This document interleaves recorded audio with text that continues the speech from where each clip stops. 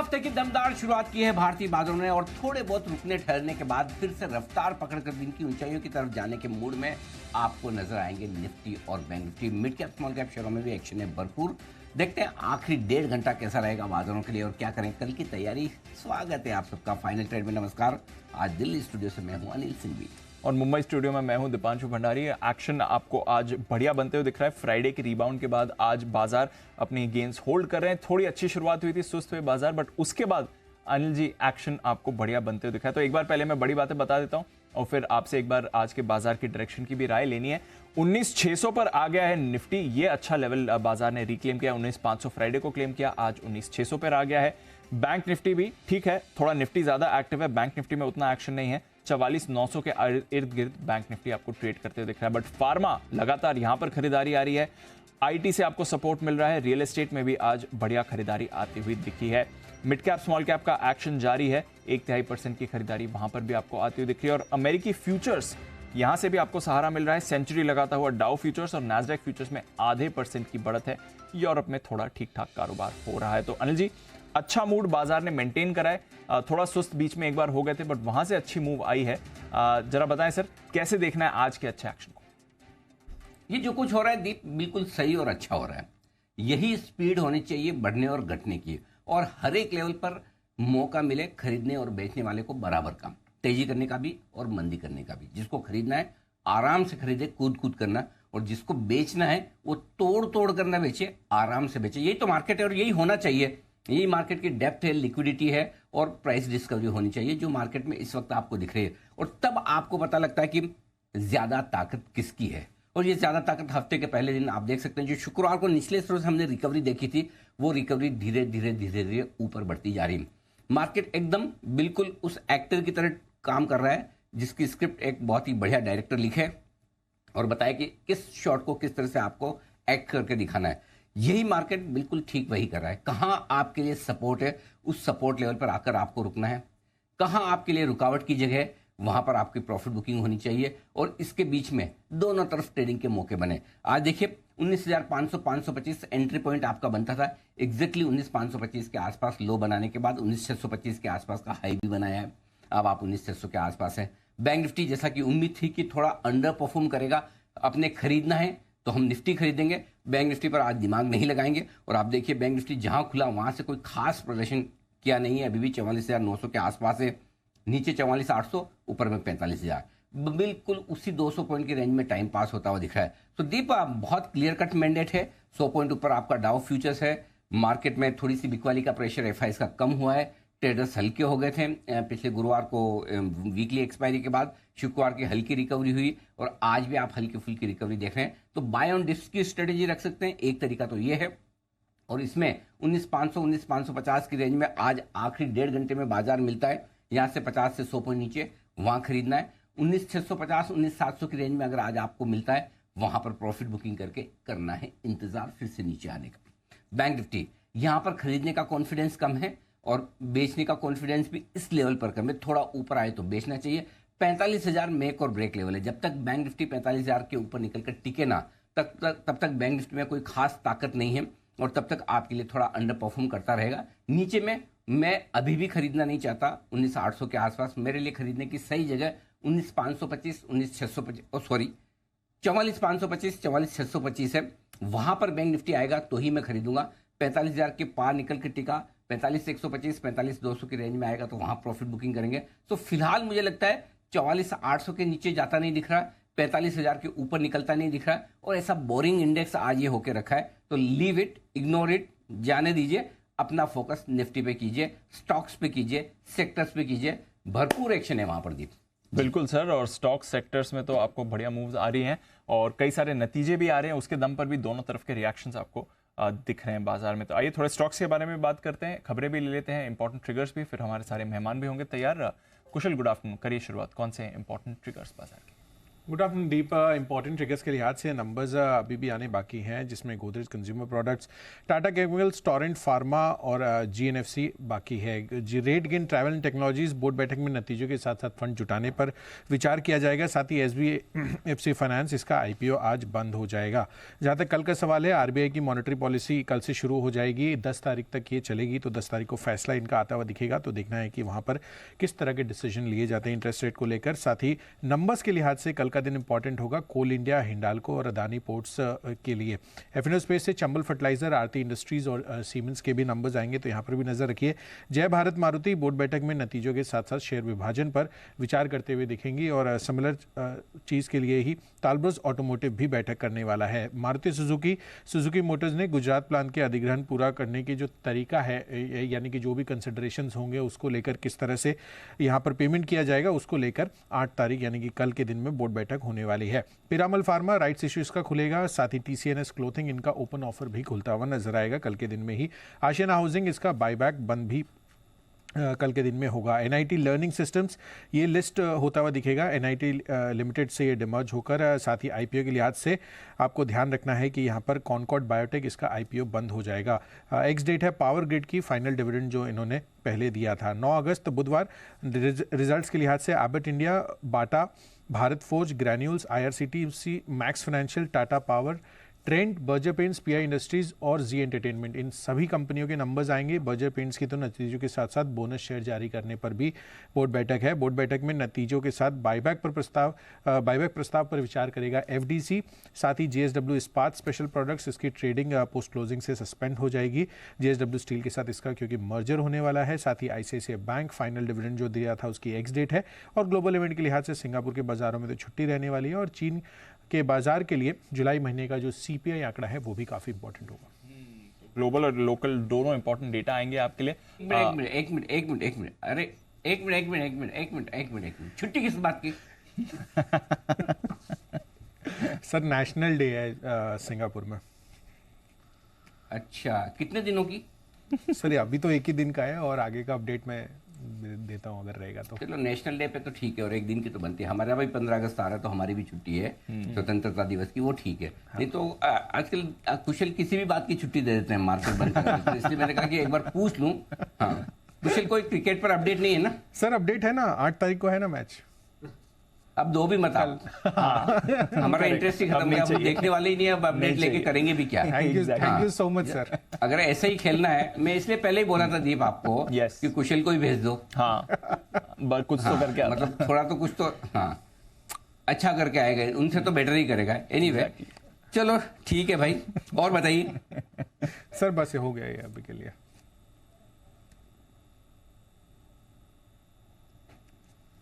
चलिए अरमान के पास चलते हैं एक बार खबरों के लिए भी। अरमान बताइए। जी, कुछ नतीजे भी आए हैं, जिसमें नतीजों में अगर सबसे पहले बात करें तो रेमको सीमेंट्स की, यहाँ पर मुनाफा जो है लगभग 29% के आसपास जो है कम होकर आया है। आय में लगभग आपको 26% के आसपास का उछाल दिखेगा। मार्जिन जो है वो 16.9% से कम होकर 15.2% पर आते हुए दिखे हैं। इंडिया सीमेंट्स, यहाँ पर अगर आप देखें आय लगभग 4% के आसपास कम होकर आई है। कामकाजी मुनाफे में 84% के आसपास की आपको गिरावट दिखेगी। मार्जिन्स तो 2.1% से कम होकर 0.4% के आसपास जो है आते हुए दिखे हैं। वीआरएल लॉजिस्टिक की बात करें तो मुनाफे में लगभग 7% के आसपास की गिरावट है और कामकाजी मुनाफा का ओवरऑल अगर आप बात करें तो वहाँ पे आपको 12% के आसपास की बढ़त दिखेगी। रेस्टोरेंट्स ब्रांड्स एशिया, घाटा जो है उनका लगभग 48 करोड़ का जो घाटा था वो बढ़कर अब लगभग 51 करोड़ के आसपास आता हुआ दिखा है। मार्जिन्स में इंप्रूवमेंट आता हुआ दिखा है, 6% से बढ़कर मार्जिन जो है 79% के आसपास आते हुए दिखे हैं, 7.9% के आसपास आते हुए दिखे हैं। वेंकीज, यहाँ पर मुनाफा 61% गिरकर नीचे आया है। मार्जिन्स में भी कटौती है, 6% से कम होकर मार्जिन जो है 3.1% पर आते हुए दिखे हैं। पॉलीमेडिकेयर, यहाँ पर अगर आप बात करें मुनाफा 27 करोड़ से बढ़कर लगभग 63 करोड़ के आसपास आता हुआ दिखा है। कामकाजी मुनाफा भी 47 करोड़ से बढ़कर 87 करोड़ पर आता हुआ दिखा है और मार्जिन्स में भी अच्छा खासा इंप्रूवमेंट दिख रहा है आपको, 18.7% से बढ़कर मार्जिन 27% पर आते हुए दिखे हैं। एरिस लाइफ साइंस, यहाँ पर आय लगभग 17% बढ़कर आई है। मार्जिन्स में बढ़ोतरी है, 32.3% से बढ़कर मार्जिन 36.4% पर आते हुए दिखे हैं। रॉयल ऑर्किड की बात करें तो मुनाफा यहाँ पर लगभग 11.6% से कम होकर 11.6 करोड़ से कम होकर 10.2 करोड़ के आसपास आता हुआ दिखा है। आय में 14% के आसपास की बढ़त दिखेगी। मार्जिन्स में भी कमी आती हुई दिखी है, 33.8% से कम होकर 26% के आसपास आते हुए दिखे। और अंत में अल्काइल अमाइंस की बात करें तो आय लगभग 13% कम होकर आई है। और अगर आप कामकाजी मुनाफा देखते तो वो भी 116 करोड़ से बढ़कर 74 करोड़ के आसपास आता दिखा है। ओके, ये है आपके लिए सारे के सारे नतीजे। कुछ खबरें भी अरमान? खबरों में सबसे पहले पूनावाला फिनकॉर्प, यहाँ पर ध्यान रखिए पूनावाला ग्रुप से जो के मिस्त्री साहब है वो जुड़ते हुए दिखे हैं। फाइनेंशियल सर्विसेज के स्ट्रेटेजिक एडवाइजर के तौर पर जो है वो नियुक्त होते हुए दिखे हैं। एनएलसी यहाँ पर कोजेंसीज के हवाले से खबर आती हुई दिखी है कि 2 थर्मल पावर प्लांट जो है वो लगाएंगे। कोरोमंडल इंटरनेशनल यहाँ पर सब्सिडरी को 165 करोड़ का ऑर्डर मिला है और ये डिफेंस एग्रो ड्रोन्स के लिए जो कंपनी को ऑर्डर मिलता हुआ दिखा है। मार्क्सन्स फार्मा, इनके गोवा प्लांट को यूएसएफडीए से 2 आपत्तियां जो है जारी होती हुई दिखी। और अंत में कई सारी ब्लॉक डील्स हैं जिसमें Zomato 40 lakh shares, IRFC 51 lakh, PFC 21 lakh, सांगी इंडस्ट्रीज लगभग 19 लाख, REC 25 लाख, NMDC 23 लाख और फोर्टिस हेल्थ के लगभग 10 लाख शेयरों के कई सौदे किए गए। इतनी बड़ी बड़ी ब्लॉक डील्स बता, तो कोई आपने एक सा बेंचमार्क रखा कि इतने क्वांटिटी से ज्यादा की ब्लॉक डील होगी तो ही मेरे स्टॉक्स इन न्यूज में शामिल करूंगा, नहीं तो नहीं करूंगा? मेरा भी कोई लेवल है ऐसा? नहीं सर, वो खबरों के हिसाब से जितनी ज़्यादा ब्लॉक डील्स होती है, अगर ज़्यादा ब्लॉक डील होती है तो फिर पैरामीटर बड़ा हो जाता है। अच्छा, खबरें ज्यादा हो तो फिर कम ब्लॉक डील्स हो गए, कम हो तो ज्यादा। अच्छा वैसा? Yes sir. तो स्टॉक कितना है उसके ऊपर अरमान डिसाइड करते हैं कि कितने ब्लॉक डील्स बताने, कितने नहीं। आइए, हम तो ऐसा कुछ भेदभाव करते नहीं, कितने भी एक्सपर्ट हो हम सारा सब कुछ बराबर बराबर बताते हैं। आइए दर्शन करवा दीजिए कौन सा है हमारा पैनल आज का जो क्लोजिंग शो में हमारे साथ है। इस वक्त स्टूडियो में मुझे पता चला है कि आशु जी पहुंचे हैं और बाकी सारे मेहमान दिल्ली के हमारे कुणाल जी, राकेश जी दोनों तैयार हैं। मुंबई से हमारे सिद्धार्थ जी, सुमित जी और वागले साहब भी, और पूना से हमारे साथ तैयार हैं सचिन जी भी। आप सबका बहुत बहुत स्वागत है। बिगुल पहला वागले साहब के लिए, वागले का वंडर।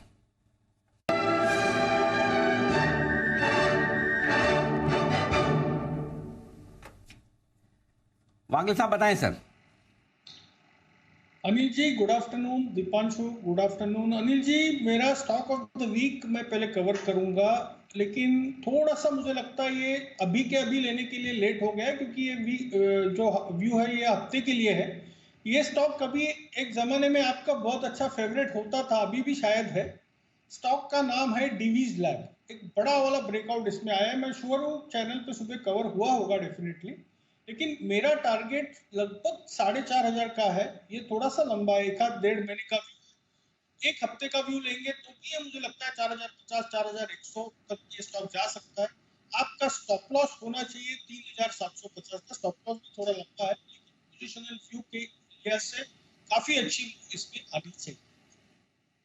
ओके, और वागले साहब देना चाहते हैं डीवीज लैब पर खरीदारी की राय। जी हाँ, बिल्कुल, डीवीज लैब सुबह आ चुका है हमारे रडार पर और रिकमेंडेशन लिस्ट में भी आया है। और वागले साहब को लग भी रहा है कि थोड़ा बढ़िया वो लेट हो गए। लेट इसी वजह से हुए पिक ऑफ द वीक के लिए कि वो सुबह नहीं थे। अगर सुबह आप होते शो पे तो बिल्कुल आप सही समय पर दे पाते। लेसन ऑफ द स्टोरी या मॉरल ऑफ द स्टोरी ये है कि वागले साहब आपको सुबह जल्दी उठकर सुबह वाले शो में हर सोमवार की सुबह भाग लेना चाहिए। भाग लेना चाहिए मतलब भाग न जाएं, भाग लेना चाहिए मतलब पार्टिसिपेट करें। हाँ, भागने का मतलब दोनों तरफ से सोचा जाता है। बोले भाग लूं, भाग नहीं लूं, भाग लूं, पार्टिसिपेट। जी सिद्धार्थ जी। Good afternoon Anil ji, good afternoon Deepanshu. Very एक बिगुल की रिक्वेस्ट थी। अरे रुको, आपके पहले तो सचिन जी लाइन में बुरा मान जाएंगे, गजब कर रहे हो। अच्छा, सचिन जी के लिए बिल्कुल BTS डबल टी वाला।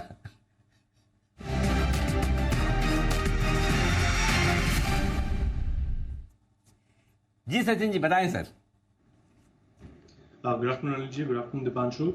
अनिल जी, यहाँ पर मेट्रोपोलिस में पिछले हफ्ते में थोड़ी सी बिकवाली हुई थी, बट जिस तरीके से इसने 1360 का जो इम्पोर्टेंट सपोर्ट जोन है वो मेंटेन रखा है, एंड प्लस जिस तरीके से अभी आज का डेटा नजर आ रहा है तो मुझे लग रहा है काफी अच्छी शॉर्ट कवरिंग रैली के लिए ये इस पर्टिकुलर स्टॉक पोजीशन हो चुका है, एंड एक काफी बड़ा सस्टेनेबल रिवर्सल इस पर्टिकुलर वीक में नजर आना चाहिए मेट्रोपोलिस में। तो यहाँ पर मेट्रोपोलिस के फ्यूचर्स में खरीदारी करने की सलाह होगी, जो लगभग अराउंड 1398 के आसपास फिलहाल ट्रेंड कर रहा है। स्टॉप लॉस आपको लगाना है अराउंड 1378 पे।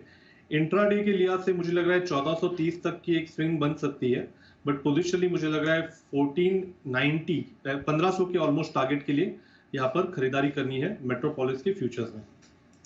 बिल्कुल सचिन जी की तरफ से मेट्रोपोलिस में खरीदारी करने की राय इस वक्त आइए सिद्धार्थ जी के लिए बिल्कुल सुपर सीड का।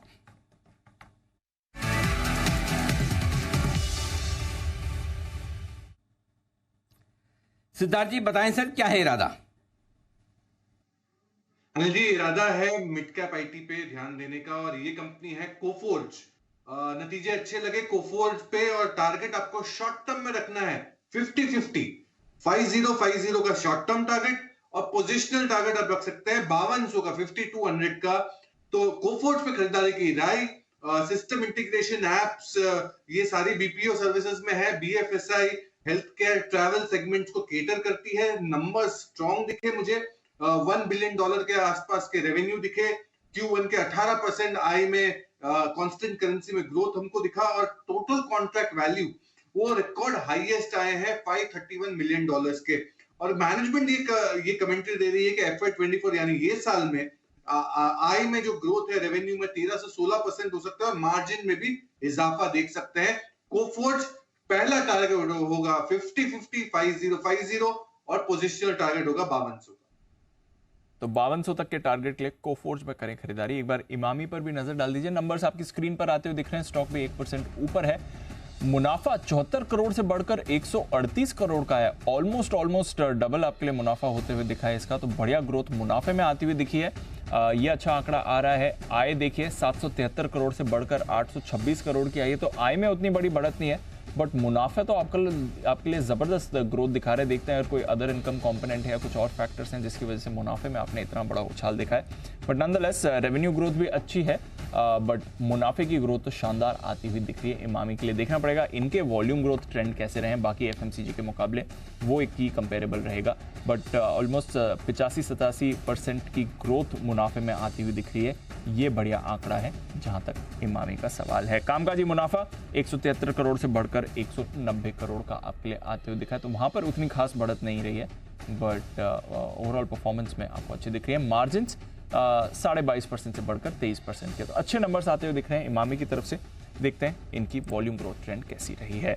बट आइए, आशु सर भी हैं और आज हमारे साथ मुंबई स्टूडियो में, जो आप बात भी कर रहे थे पिछले हफ्ते की, आने वाले। आशु सर वेलकम। जरा बताइए एक बार पहले मार्केट पर अपना व्यू। 2 दिन में करीब 200 पॉइंट का ये जो निफ्टी पर रिबाउंड हो गया है, 19,600 पर आ गया है। क्या करना है इन लेवल्स पर, क्या व्यू लग रहा है? दीपांशु, सबसे पहले तो I am not happy with your performance. मैंने क्या किया? आपको आज इंट्रोड्यूस कराना चाहिए था कि दिल्ली से राकेश जी, कुणाल जी और अनिल जी, सारा एक्सपर्ट पैनल हमारे साथ ज्वाइन कर चुका है।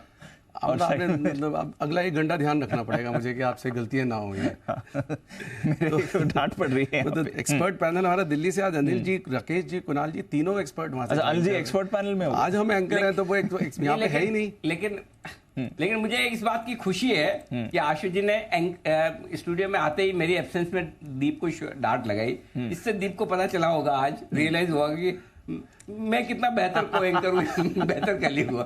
दीप ये तो मानते हैं आप? 100% सर। जी 1.5 घंटे बाद दीप को पता चलेगा कि कितनी रूम फॉर इम्प्रूवमेंट है उसमें अभी। He is the best. Class शुरू। He is the best.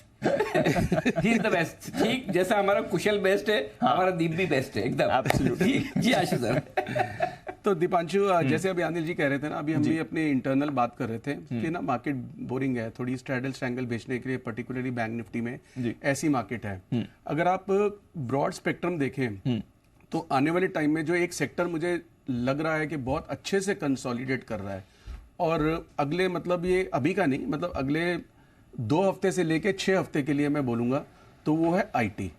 IT में ऊपर नीचे होने के बाद दीपांशु एक बहुत अच्छी स्ट्रेंथ नजर आ रही है। तो अगर आप सेक्टोरल बात करें तो आई थिंक आईटी धीरे धीरे करके वो ऐसा, अब रनवे हमारा बीच में तुक्का लग जाए, कुछ अच्छा हो जाए तो बात अलग है। तो वो एक ऐसा सेक्टर है, उसमें काफी सारे स्टॉक हैं और हमारे पैनल में भी कवर किए हैं, तो सेक्टर तो एक वो अच्छा लगता है।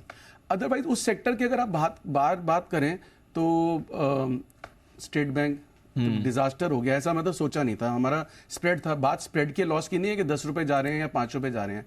50 रुपए स्टेट बैंक का घट जाना, 50 रुपए टाटा मोटर का घट जाना, मतलब फर्स्ट टाइम पिछले दिनों में ना, अगर आप स्टॉक स्पेसिफिक देखो तो कहीं कहीं कुछ आया है। तो ये बता रहा है कि अब थोड़ा सा कंसोलिडेशन, जो इसको कंसोलिडेशन कह सकते हैं, इतना बढ़ने के बाद अगर कुछ स्टॉक्स घट रहे हैं, इंडेक्स में 19,300 नहीं ब्रेक होगा, ऊपर में 19,700 से ऊपर का अभी निफ्टी में ऐसा कुछ नहीं दिखता, तो मुझे लगता है कंसोलिडेशन चलेगी। इसमें आपको थोड़ा बोर करेगी, थोड़ा पेशेंस टेस्टिंग होगी।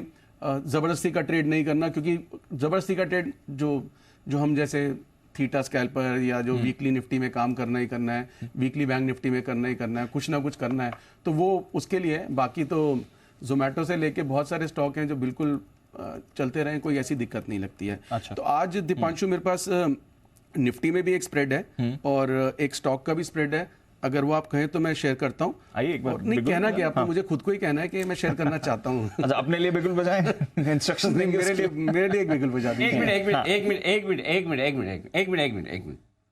ऐसा आशीष जी, ऐसा होता नहीं है कि मैं खुद करना चाहता हूँ। जब मैं शो कर रहा होता हूँ वहां बैठ के, तो मैं दीप से परमिशन लेता हूँ। दीप, अगर आपकी इजाजत हो तो मैं आज के 2000 लेना चाहता हूँ हर बार। दीप सही है कि नहीं? 100% हर बार। कुणाल जी कुछ कहना चाहते हैं जी? कुणाल जी। अनिल जी देखिए, आशु जी को धीरे धीरे अनिल जी समझ आएगा कि काम कितना भारी है अनिल जी आपका। अब देखिए आप अनिल जी अगर बात कर रहे होते हैं, पहली बात तो अपनी बात सीमित रखते हैं, दूसरों को बात करने का मौका देते हैं, ये अपने आप में आशु जी के लिए बड़ी चुनौती होने वाला है। तो असली एजुकेशन आशु जी की होगी।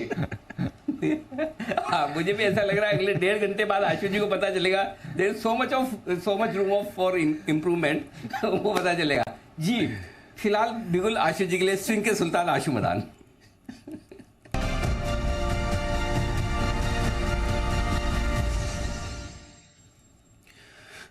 दीपांशु, एक स्टॉक है, आई थिंक अभी आपने अपनी कमेंट्री में मेंशन भी किया था, और उससे पहले डिस्क्लेमर और कैविएट के स्टॉक मेरी परपेचुअल सेल में रहता था हमेशा, और मुझे पसंद नहीं है, अभी भी नहीं है, लेकिन हमें पैसे बनाने और उसके लिए कोई मौका नहीं छोड़ना चाहिए। IEX नहीं, IEX नहीं है। अभी वहां तक नहीं पहुंचा हूं मैं। तो स्टॉक है बंधन बैंक। बंधन बैंक में दीपांशु जितनी बैड न्यूज आनी थी, चाहे वो नंबर्स की, चाहे रेजिग्नेशन की, चाहे रिजल्ट्स की, वो सब 220-25 के रेट में ना मतलब अब्जॉर्ब हो चुकी हैं, और ऊपर से बहुत ज़्यादा करेक्ट हो चुका है। तो इसका एक स्प्रेड है, लेकिन कैलकुलेटेड रिस्क लेना है, मतलब स्टॉक कैसा भी, मतलब ऐसा स्टॉक, और वैसे भी मैं रिस्क बहुत कम लेता हूँ, तो 225 की इसकी स्ट्राइक की कॉल लेनी है, 225 की, और 250 की 2 बेचनी है। तो इसमें एक बुल स्प्रेड बनाना है 1:2। इसकी कॉस्ट आएगी 5.5 रुपए। 5.5 रुपए का मतलब दीपांशु 225 प्लस 5, 5.5 रुपए, 230 रुपए का एक तरह से फ्यूचर खड़ा हो गया। डाउन साइड रिस्क 5, 5.5 का है, और 230 का ही फ्यूचर का रेट चल रहा है। महीना लंबा है, तो 5 रुपए मुझे लगता है कि अगर ये 240-50 तक चला गया तो 2500 का लॉट है, इसमें जैकपॉट लग सकता है। अब इसमें क्योंकि जैसे मैंने बोला कि मुझे स्टॉक कम पसंद है, तो एज ए स्ट्रगलिंग क्या कहते हैं, एज एन अपकमिंग एनालिस्ट तो मैंने कॉल दे दी, but as an establish anchor मैं इसमें कुणाल जी की राय लेना चाहता हूं कि ये जो रेंज है 225 से 250, ये कैसी लगती है और कितनी मतलब अच्छी रेंज है, और 250 तक जाने के कितने चांसेस हैं, और 25 से नीचे ना जाने के कितने चांसेस हैं? कुणाल जी का भी कोई एक लेवल है, और कुणाल जी का लेवल ये है कि कुणाल जी भी successful, established, well known leader anchors के लिए राय देते हैं। He is the best analyst, वो भी हर किसी को देते नहीं है। फिर भी कुणाल जी देखिए, हम कौन होते हैं बोलने वाले, आपकी मर्जी, आप देना चाहें तो। अनिल जी, प्यार के आगे कोई रुतबा और कोई डेजिग्नेशन नहीं होती है। जी कुणाल जी। अनिल जी देखिए, जो एंकर साहब ने सवाल करा है अनिल जी, उनको बोलिए सवाल दोहरा दें अनिल जी। तो कुणाल जी, आवाज गड़बड़ा गई थी अनिल जी। कुणाल जी, बंधन बैंक का बुल स्प्रेड बनाया है, 225 की एक कॉल ली है, 50 की 2 बेची है, कॉस्ट है 5 रुपए, 230 रुपए का भाव चल रहा है। मेरा मानना है कि 225 बहुत स्ट्रॉन्ग सपोर्ट है बंधन का। सारी बैड न्यूज इसमें प्राइस इन है, इससे नहीं तोड़ा तो एक स्ट्रॉन्ग सिग्नल दे रहा है, और ऊपर 240, 50, 60 तक भी जाने की क्षमता रखता है। तो अगर ऊपर चला गया, इतना 10 रुपए भी 15 रुपए मिल जाए इस स्प्रेड में, तो बहुत अच्छा प्रॉफिट हो सकता है। तो इन दोनों रेंज के बारे में पूछना था कुणाल जी, 225 से 250 तक की।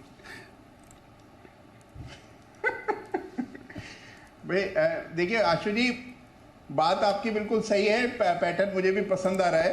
एक राउंडिंग बॉटम पैटर्न हम इसको कहते हैं, वो बना हुआ है। 225 के आसपास स्टॉप लॉस रखना चाहिए। मेरी भी राय खरीदारी की है, मुझे लगता है 240 तक तो जाना चाहिए, 240, 243। ओके, ये है आपके लिए बंधन बैंक पर चार्ट्स पर आए। आइए बिल्कुल सुमित जी के लिए सुमित के सुपर हिट।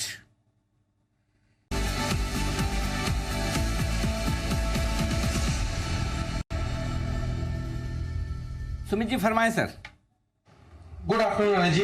अनिल जी, एक सेल कॉल अभी रडार पे आया है। ऑटो सेक्टर के स्टॉक के अंदर थोड़ा सा दबाव देखने को मिल रहा है। जो स्टॉक अभी मेरे रडार पे आया है, उसका फ्यूचर्स में भाव चल रहा है 614 रुपए, 615 रुपए। 615 का अभी फ्यूचर्स में भाव है। स्टॉक का नाम है टाटा मोटर। टाटा मोटर के अंदर थोड़ा दबाव देखने को मिल रहा है। टाटा मोटर के अंदर पिछले 3 से 4 दिनों में हर रोज ऊपरी लेवल से दबाव देखने को मिल रहा है और आज भी मार्केट खुलने के साथ सुबह से सेलिंग प्रेशर है। कल का लो और पिछले 10-15 दिनों के लो पे स्टॉक अभी ट्रेड कर रहा है। टाटा मोटर पे यहां से सेलिंग प्रेशर और देखने को मिलना चाहिए। नीचे में इसमें जो लेवल देखने को मिल सकता है फ्यूचर्स में 605 इसका पहला टारगेट बनेगा, 595 इसका दूसरा टारगेट बनेगा। टाटा मोटर पे यहाँ पे सीएमपी में बिकवाली करे, जिन्होंने बेच रखा है वो लोग अभी होल्ड करें। स्टॉक का जो ऊपर में रेजिस्टेंस बनेगा 624 625 का बनेगा, तो 624 625 का लेवल जब तक ऊपर में टूटता नहीं है तब तक इसमें सेल का व्यू होल्ड करें। 625 का स्टॉप लॉस लगाएं। नीचे में पहला टारगेट 605, दूसरा टारगेट 595। स्टूडियो में अनुपस्थित होने की वजह से सुमित जी आशु सर से प्रभावित होकर टाटा मोटर्स पर शॉर्ट कॉल देते हुए इस वक्त आपको नजर आ रहे हैं। आइए एक बिगुल सचिन जी के लिए BTS डबल टी का।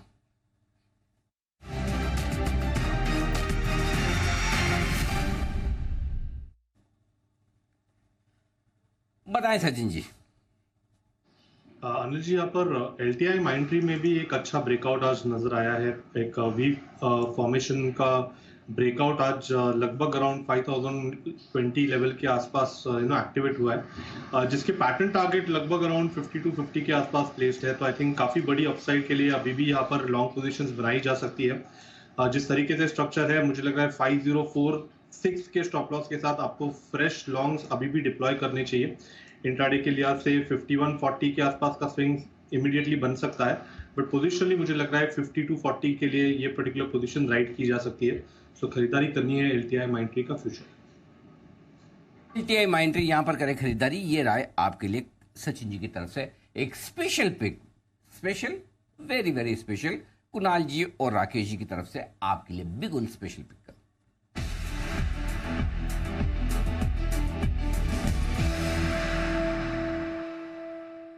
बताएं सर। अनिल जी, बताने की बात यह है कि very very special pick dedicated है, very very special one day वाले वेरी वेरी स्पेशल हमारे एंकर आशु जी को। स्टॉक है CSB बैंक। इस स्टॉक को मैंने और कुणाल जी ने 292 293 के अराउंड 10 की कमाई में रिकमेंड करा था और ओवरवेट खरीदारी की राय दी थी। स्टॉक साइडवेज हो गया था, अब टेक्निकली एक ब्रेकआउट देखने को मिल रहा है। तो momentum, short term, medium term तीनों नजरिया से एक ओवरवेट खरीदारी की राय है on CSB bank. Over to Kunal ji. Anil ji देखिए, एक ब्रेकआउट आता हुआ दिख रहा है और एक पैटर्न चार्ट पर बन पड़ा है जिसको असेंडिंग ट्रायंगल पैटर्न कहते हैं और इसका ब्रेकआउट आया है। ये स्टॉक 340 345 के अपने हाइस की तरफ बढ़ रहा है, तो मौजूदा स्तरों पर और गिरावट में इसको अक्यूमुलेट करें, थोड़ा नीचे आने पर बाय करें और क्योंकि आज बढ़ चुका है तो नीचे के लेवल्स पर अक्यूमुलेट करके चले। 340 345 के बड़े टारगेट्स के लिए स्टॉप लॉस रखना है 300 रुपए से नीचे। ओके, तो कुणाल जी सवाल मेरा है आपसे ये कि जो बंसल जी ने डेडिकेटेड किया है ये पिक आशु जी को, आपसे राय लेकर, आपसे सहमति लेकर किया है जी?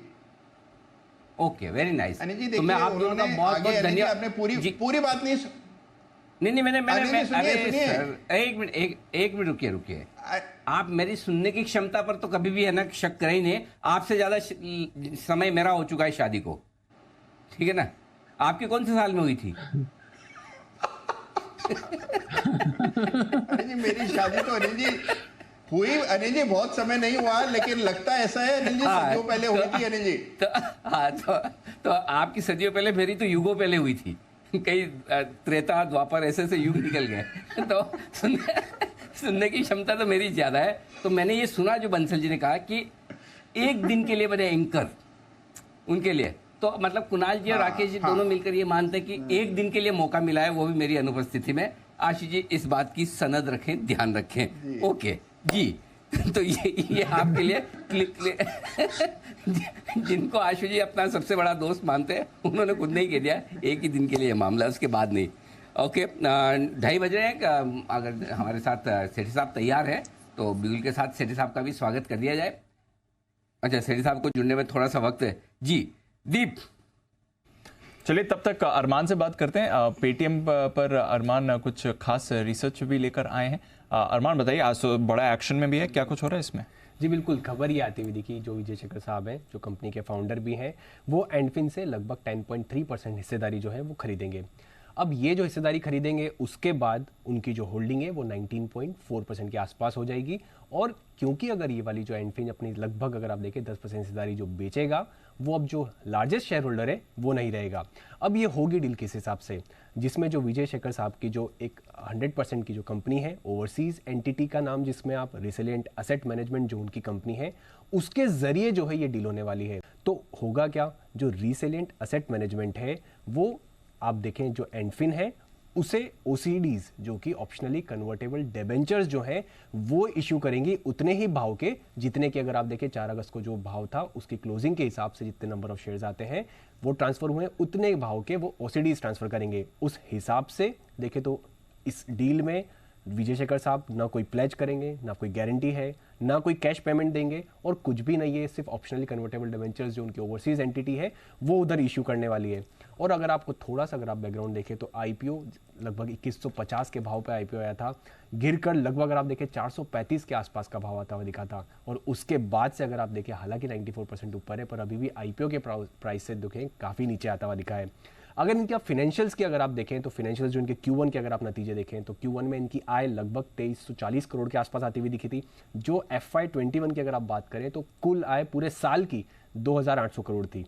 और अगर आप इसको Q1 को सिर्फ अगर घाटे से कंपेयर कर लें तो जो इनका पिछली बार अगर आप Q1 FY23 में घाटा था लगभग 650 करोड़ के आसपास का घाटा था, वो इस बार जो घाटा आता हुआ दिखा है तो 350 करोड़ के आसपास का जो है कंसोलिडेटेड लेवल पर घाटा आता हुआ दिखा है।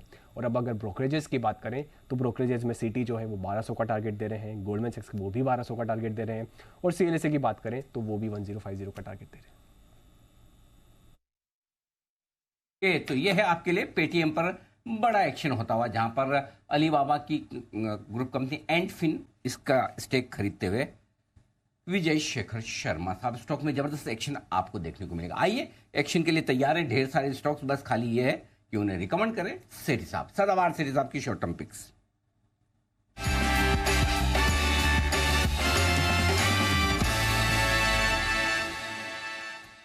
सेठी साहब सुस्वागतम, बताएं सर आज का पहला स्टॉक।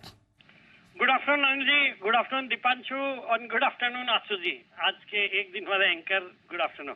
अरे नहीं, ये वो स्वयंभू घोषित एंकर, हमने अभी तक घोषणा नहीं की, किसी ने की नहीं है। आप ये दिखावे पे न जाओ, लगाओ। अच्छा जी अनिल जी, आज का जो मेरा पहला स्टॉक है, एक स्टॉक का नाम है इंजीनियर्स इंडिया लिमिटेड, जो अभी 147 के लेवल्स पे ट्रेड करता है। शॉर्ट टर्म टारगेट है 165, स्टॉप लॉस रखना 140 का। ये एक बहुत ही दमदार कंपनी है, एक लीडिंग ग्लोबल इंजीनियरिंग कंसल्टेंसी और ईपीसी कंपनी है, जो कि मेनली ऑयल एंड गैस और पेट्रोकेमिकल सेक्टर को कैटर करती है। क्लाइंट लिस्ट बहुत ही जबरदस्त है, जितने नामी गिरामी ऑयल रिफाइनर्स है या ऑयल प्रोड्यूसर्स है like ONGC, HPCL, IOC, GAIL, फिर international companies like Kenya petroleum refineries, Qatar petroleum, ये सब के लिए ये प्रोजेक्ट्स एग्जीक्यूट करती है या इंजीनियरिंग कंसल्टेंसी प्रोवाइड करती है। जबरदस्त 9000 करोड़ की ऑर्डर बुक है और जो FY22-23 में इनको करीबन 5000 करोड़ के नए ऑर्डर्स मिले, तो रेगुलर इंटरवल्स पे ऑर्डर्स भी मिलते रहते हैं। अब कंपनी ये कई निश प्रोजेक्ट्स टारगेट कर रही है, जैसे institutional buildings, data centres, airports और बुलेट ट्रेन प्रोजेक्ट्स, तो वहां से बहुत बड़ी ट्रिमेंडस एक अपॉर्चुनिटी दिखाई दे रही है। और उसके अलावा ये रिन्यूएबल एनर्जी और न्यूक्लियर पावर पे भी बड़ा अच्छा फोकस है, जिसमें भी मेजरली कंपनी कंसंट्रेट कर रही है ग्रीन हाइड्रोजन पे। और ग्रीन हाइड्रोजन का हमने देखा सरकार का अच्छा फोकस है और हाल ही में उन्होंने 4.5 लाख टन का प्रोडक्शन करने वाली फैसिलिटी का एक टेंडर फ्लोट किया है, तो वहां से भी अच्छे ऑर्डर्स मिलने की उम्मीद है। फिर ये कंपनी का एक फिनलैंड की कंपनी है केम्पोलिस OI, उसके साथ स्ट्रेटेजिक अलायंस है to convert biomass to green fuel, तो ऑलरेडी रिन्यूएबल सेक्टर में बड़ा काम कर रही है और मुझे लगता है एक ट्रिमेंडस अपॉर्चुनिटी रहेगी इस कंपनी के साथ फ्यूचर में। और बाकी फंडामेंटल सॉलिड है। अभी जून क्वार्टर के नतीजे आए, बहुत ही अच्छे थे, 116 करोड़ का पैट रिपोर्ट किया, जो पिछले साल जून क्वार्टर में 51 करोड़ का पैट था। फिर कंपनी की डिविडेंड यील्ड है आज 2.05%, रिटर्न रेशियोज बहुत अच्छे हैं, return on capital employed close to 23%, एक जीरो डेट कंपनी और वैल्यूएशन के लिहाज से भी सस्ता है, 20 के मल्टीपल पे स्टॉक ट्रेड करता है, जबकि इस तरह की कंपनियां 35-40 के मल्टीपल पे ट्रेड करती है। FIS भी बुलिश लगते हैं, 23-24% स्टेक ओन करते हैं। तो ऑल इन ऑल सब कुछ है स्टॉक में अच्छा परफॉर्म करने के लिए और मेरे खरीदारी करने की सलाह for a target of 165, stop loss of 140। कि 165 का टारगेट, 140 का स्टॉप लॉस, खरीदारी करने की राय आपके लिए आती हुई। दीप, एक बार मैं दूसरी पिक लूं उससे पहले आप रेट गेन के नतीजे आ रहे हैं, जरा एक बार पढ़ दें। बिल्कुल सर, और नतीजे अच्छे आते हुए दिख रहे हैं क्योंकि आय इनकी ऑलमोस्ट डबल होकर आई है। 119 करोड़ की आय बढ़कर आपके लिए करीब 204 करोड़ की, आपको 214 करोड़ की आती हुई दिख रही है। तो 119 करोड़ की आय बढ़कर 214 करोड़ की आ रही है। मुनाफा देखिए, 8.5 करोड़ का मुनाफा बढ़कर 25 करोड़ का मुनाफा आपको आते हुए दिख रहा है। जबरदस्त उछाल है, 3 गुना आपने मुनाफे में उछाल आते हुए दिखा है। आय आपकी ऑलमोस्ट डबल होती हुई दिख रही है। तो शानदार फर्स्ट कट नंबर्स दिख रहे हैं रेट गेन की तरफ से, और डेफिनेटली स्टॉक पर भी अब आपको एक एक्शन आते हुए दिख रहा है। स्पाइक भी आपको काउंटर पर आ रहा है। तो बढ़िया नंबर्स हैं फर्स्ट कट रेट गेन में। 600 करोड़ रुपए से के QIP को भी मंजूरी मिल चुकी है, तो ये काउंटर भी आपको रेडार पर रखना चाहिए। 600 करोड़ तक के फंड रेज पर मंजूरी मिल चुकी है। इसके बाद आपको एक्शन आते हुए दिख रहा है। तो बढ़िया एक्शन है अनिल जी। मैं एबिटा और मार्जिन आपको बस कुछ ही देर में बताता हूं, बट आय ऑलमोस्ट डबल हो गई है, मुनाफा ट्रिपल होकर आया है रेट गेन के लिए सर। और दमदार रिजल्ट्स आपके सामने आते हुए रेट गेन ट्रेवल्स के शानदार परफॉर्मेंस और 6% की मजबूती आपको स्टॉक में इस वक्त नजर आएगी। मार्जिन्स, ऑपरेटिंग प्रॉफिट, मुनाफे, ये सारे आंकड़े आपके सामने धीरे धीरे एक एक करके आते हुए दिख रहे हैं। दमदार परफॉर्मेंस आपकी स्क्रीन पर। रेट गेन टेक्नोलॉजीज एक के बाद एक अच्छी तिमाही। आइए सेठी साहब से जानते हैं उनकी दूसरी पिक। सेठी साहब बताएं सर। हाँ अनिल जी, दूसरी पिक देने से पहले एक बात बोलनी है अनिल जी। मार्केट में जो कैश मार्केट के स्टॉक्स है, जबरदस्त तेजी चल रही है। नतीजे जिनके अच्छे हैं उनमें तो कुछ भी भाव हो रहे हैं। देखिए आज सांगवी मूवर्स, मेरा एक रिकमेंडेड काउंटर है, रिसेंटली 10% ऊपर। पोली मेडिक्योर तोड़फोड़ नतीजों के बाद आज 13-14% ऊपर। और एक HBL पावर जो लास्ट वीक ही दिया था 170 के भाव पे दिया था, आज अभी 13% ऊपर है, 238 रुपए का प्राइस है उसका।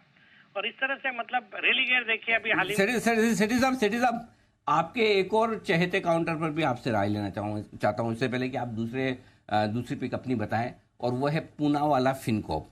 हाल ही के दिनों में आपने कई बार लगातार रिकमेंड किया भी है, और आज खबर भी बहुत इंटरेस्टिंग आई।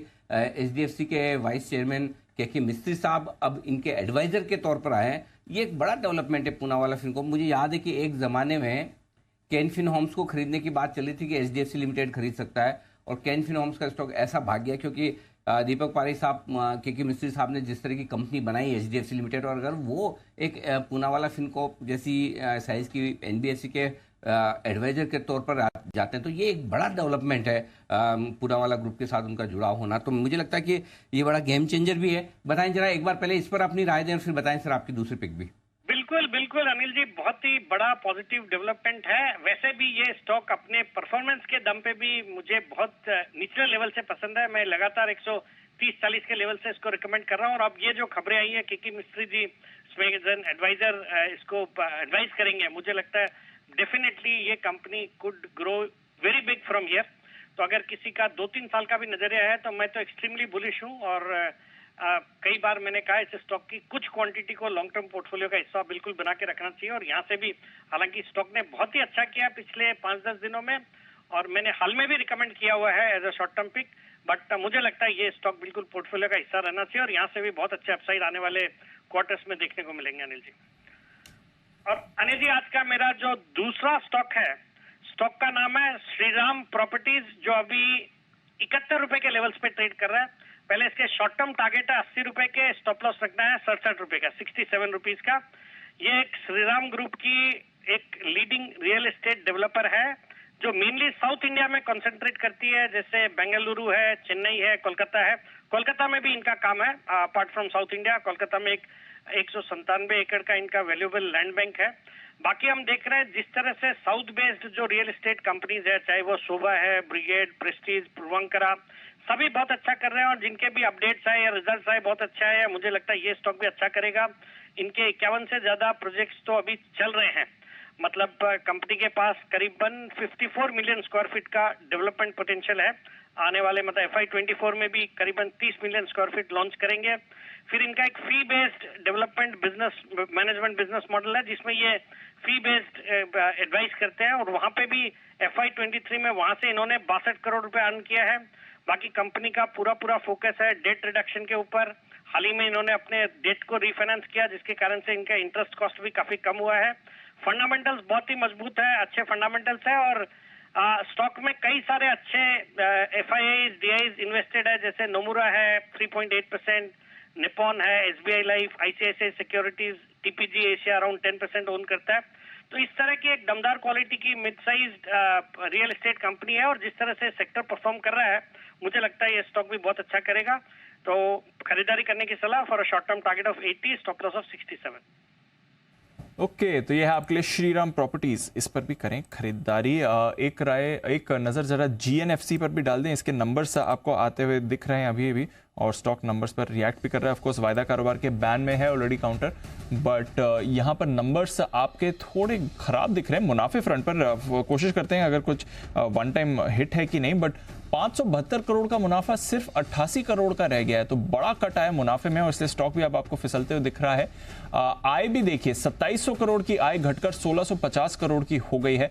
कामकाजी मुनाफा 763 करोड़ से घटकर सिर्फ 105 करोड़ पर आपको आते हुए दिख रहा है, और मार्जिन्स भी 28.3% से घटकर सिर्फ 6.4% के रह गए। बेहद खराब नंबर्स आपके लिए आते हुए दिख रहे हैं जहां तक GNFC का सवाल है, और इसलिए स्टॉक भी अब क्रैक कर रहा है। 5% नीचे हो गया स्टॉक, बट डिजास्टर नंबर्स आपको आते हुए दिख रहे हैं GNFC की तरफ से। ज्यादा ब्रोकरेज कवरेज है नहीं, इसलिए बाजार का प्रीव्यू होता नहीं है इस काउंटर पर, बट QOQ देख लीजिए, YOY देख लीजिए, दोनों लिहाज से बहुत ही खराब नंबर्स हैं। सिर्फ 6.5% के मार्जिन रहे हैं। मुनाफा भी देखिए आपका कितना कम हो गया है, कामकाजी मुनाफा 763 का सिर्फ 105 करोड़ हो गया। तो डिजास्टर्स नंबर्स GNFC की तरफ से, और स्टॉक भी 5.5% नीचे इस समय आपको दिख रहा है। बताइए, थोड़ा 2:40 हो गया, बट लेते हैं अनिल जी की market strategy. Deepanshu hold. Deepanshu कुछ काम मुझे भी करने दो, सारे आप कर दोगे। सर मैं आप को एंकर हो आज के लिए, वो बात है, बट अनिल जी की स्ट्रैटेजी वो एस्टैब्लिश्ड एंकर वाली होती है सर, उसमें तो थोड़ा टाइम लगेगा, ज्यादा उनकी स्ट्रैटेजी वो आने में टाइम लगेगा। मैं उन्हीं की स्ट्रैटेजी को बेटर करा। देखो अनिल जी ने सबका नाम दिया, स्विंग के सुल्तान, जैकपॉट, वंडर और सुपर हिट। अब अनिल जी की स्ट्रैटेजी, अब इतने बोरिंग तरीके से आप चले जाते हो, 2:30 बजे की स्ट्रैटेजी अनिल जी के पास चले जाए, तो उनका भी तो कुछ मतलब उसी तरह से हाँ स्ट्रैटेजी का नाम होना चाहिए। मतलब ऐसा होना चाहिए 2:30 बजे का वक्त हो गया सिंघवी की सिंगम स्ट्रैटेजी के लिए, अब चलते हैं अनिल जी के पास उनकी सिंघवी की सिंगम स्ट्रैटेजी लेने के लिए, कुछ ऐसा मतलब इस तरह से। तो आज ऐसे जाते हैं हम, वक्त हो गया 2:30 बजे अनिल जी के पास चलते हैं सिंघवी की सिंगम स्ट्रैटेजी के लिए। आइए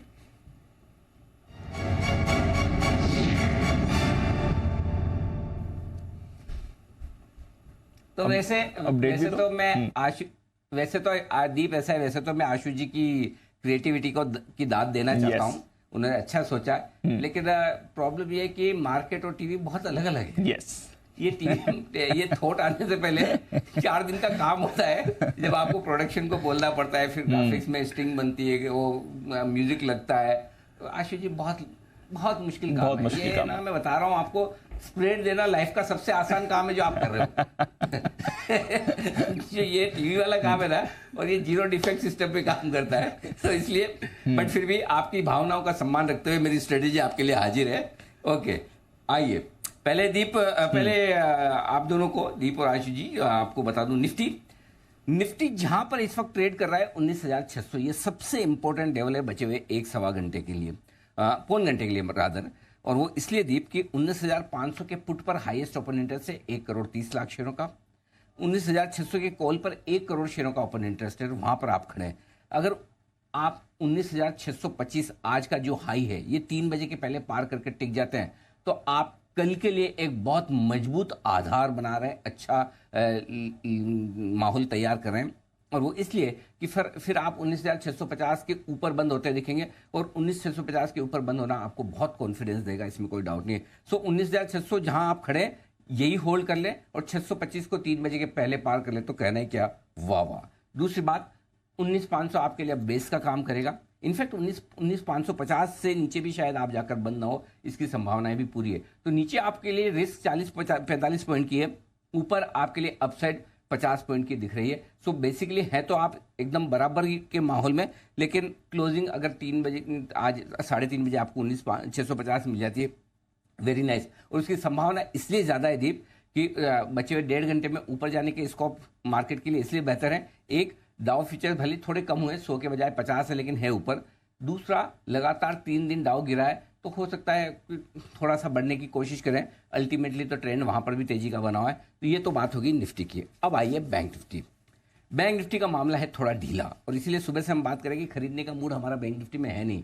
बैंक निफ्टी में हम ऊपर में बेचने की कोशिश करेंगे, निफ्टी में हम नीचे खरीदने की कोशिश करेंगे। सो बैंक निफ्टी अगर बचे हुए समय में आपको 45,000-45,075 की रेंज में मिलता है, वहां पर प्रॉफिट बुक करके, या अगर आप एग्रेसिव ट्रेडर शॉर्ट बनाना चाहें तो बहुत अच्छी बात है। अगर 45,000 के ऊपर बंद होता दिखे आज, तो ही आपको शॉर्ट्स काटने हैं, तो ही आपको तेजी करनी है, अदरवाइज नहीं। और नीचे में अभी इस लेवल पर खरीदना भी नहीं है आपको। खरीदने के लिए अगर रेंज मिलेगी आज तो ठीक है, नहीं तो कोई बात नहीं। 44,525, 44,625 के पहले आपको नहीं खरीदना है। तो bank Nifty little bit ignore, focus Nifty.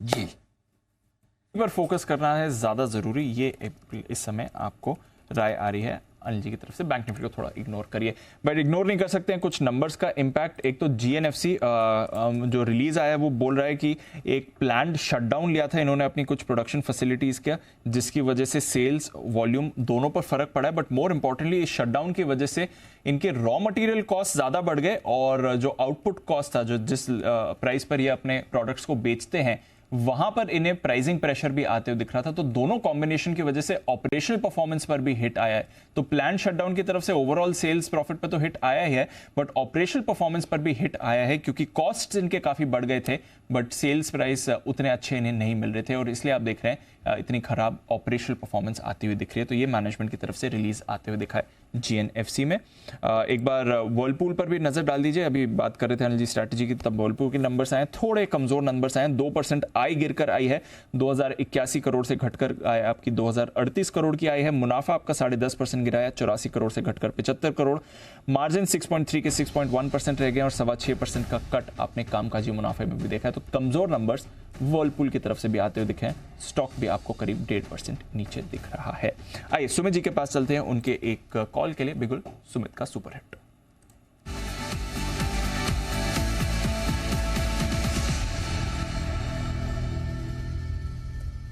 बताएं सर। दिवांशु, बाय का स्टॉक रडार पे आया है और बहुत बढ़िया ब्रेकआउट है। स्टॉक का अभी भाव चल रहा है 439.50 439.50 का अभी भाव है। स्टॉक का नाम है LIC housing finance. LIC housing finance में ब्रेकआउट है। स्टॉक में क्लास ब्रेकआउट देखने को मिल रहा है। अक्टूबर 2022 के हाई स्टॉक ब्रेक कर रहा है। एक बहुत बढ़िया कंसोलिडेशन के बाद स्टॉक में अब ऊपर का मूव देखने को मिल रहा है। LIC हाउसिंग फाइनेंस मेरे को लग रहा है कि यहां से एक अच्छा मूव ऊपर की तरफ दिखाने को तैयार है। स्टॉक का जो नीचे में चार्ट्स के ऊपर सपोर्ट है 430 431 के पास है। 430 का स्टॉप लॉस लगा के LIC हाउसिंग फाइनेंस में यहाँ पे CMP पे खरीदारी करें। जिन्होंने ले रखा है होल्ड करें, क्योंकि अभी तो इसके अंदर बढ़िया मूव ऊपर की तरफ आने वाला है। 450 का इसका पहला टारगेट बनेगा। 450 का लेवल निकलने पे 460 का दूसरा टारगेट बनेगा। ये दोनों टारगेट शॉर्ट टर्म के होंगे। पोजिशन टारगेट और ऊपर के देखने को मिलेंगे। तो 430 के स्टॉप लॉस से LIC हाउसिंग फाइनेंस में खरीदारी करें। 450 460 शॉर्ट टर्म के टारगेट से 450 और 460 के टारगेट के लिए LIC हाउसिंग पर करनी है खरीदारी। बिगुल, एक वागले साहब के लिए भी वागले का वंडर।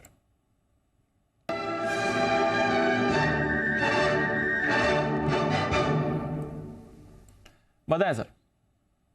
दीपांशु, वैसे मेरा भी स्टॉक यही था। एक पूरे inverse head and shoulder pattern में से ये स्टॉक निकला है। इसमें थोड़ा सा लंबा व्यू अगर लेते हैं तो लगभग 400 एक 10 रुपए, 8 से 10 रुपए 432 433 का स्टॉप लॉस होना चाहिए।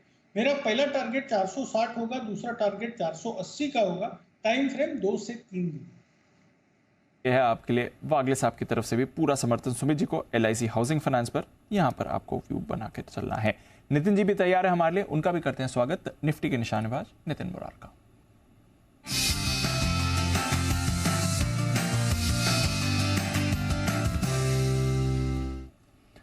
स्वागत है Nitin ji, good afternoon sir, बताएं।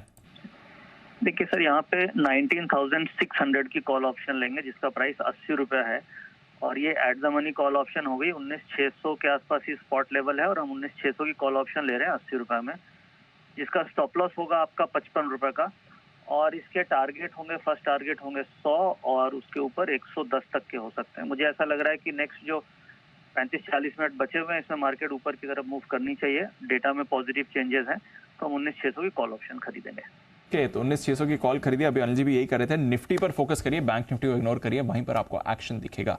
शुक्रिया सर जुड़ने के लिए और अपनी कॉल शेयर करने के लिए। सिद्धार्थ जी के पास भी एक कॉल है, उनके लिए भी एक बिल्कुल super set.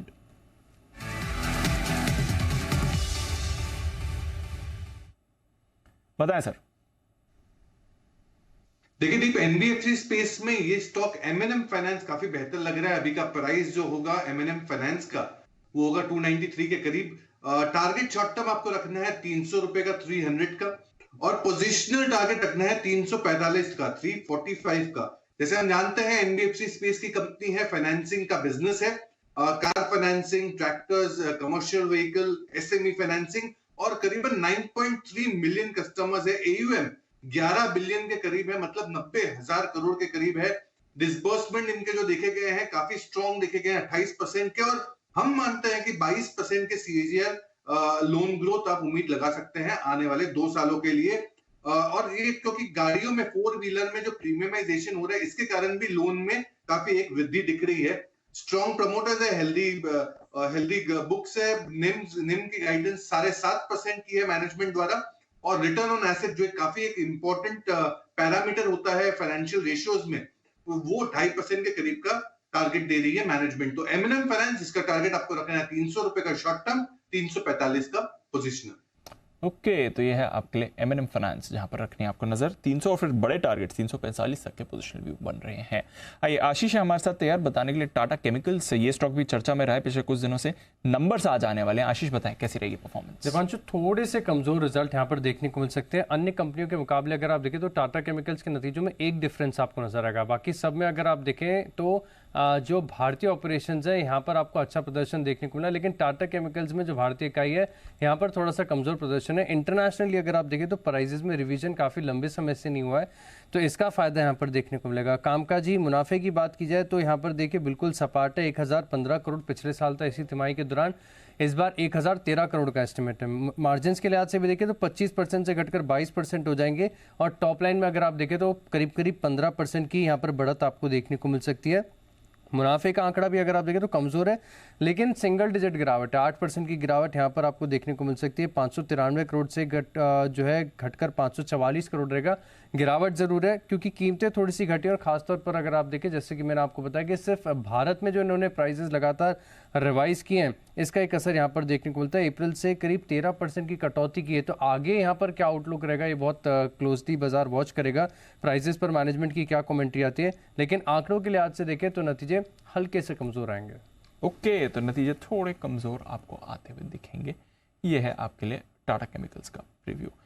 Sumit ji form में है पूरे, और बैक टू बैक कॉल्स आ रही है उनकी तरफ से। आइए एक और बिगुल सुमित का सुपर हिट।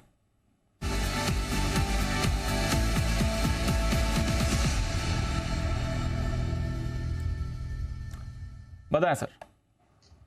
दीपांशु, बाय का स्टॉक की रडार पे है। स्टॉक का अभी भाव चल रहा है 790.10, 790 रुपए का अभी भाव है। स्टॉक का नाम है अदानी पोर्ट। अदानी पोर्ट के अंदर ब्रेकआउट है, रिसेंट का स्विंग हाई ब्रेक हो रहा है। स्टॉक जनवरी 2023 के हाई लेवल पे आ चुका है, यानी पिछले 6 महीने के हाई लेवल पे आ चुका है। ये स्टॉक अब यहां से आज और आने वाले दिनों में एक बढ़िया मूव ऊपर की तरफ दिखाने को तैयार है। लॉन्ग पोजीशंस होल्ड करें, फ्रेश खरीदारी करें, जिन्होंने ले रखा है वो लोग भी होल्ड करें। यहां से मेरे को लग रहा है कि ऊपर में 800 का लेवल टूटेगा, और 825 रुपए तक के लेवल तो शॉर्ट टर्म में देखने को मिलेंगे, और पोजिशनली और भी ऊपर का मूव बनेगा।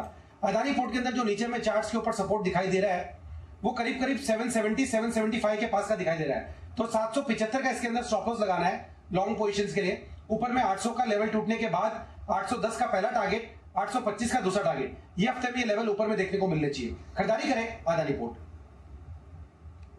खरीदे, ये राय है आपके लिए सुमित जी की तरफ से। आइए बिगुल सचिन जी के लिए BTS डबल टी का।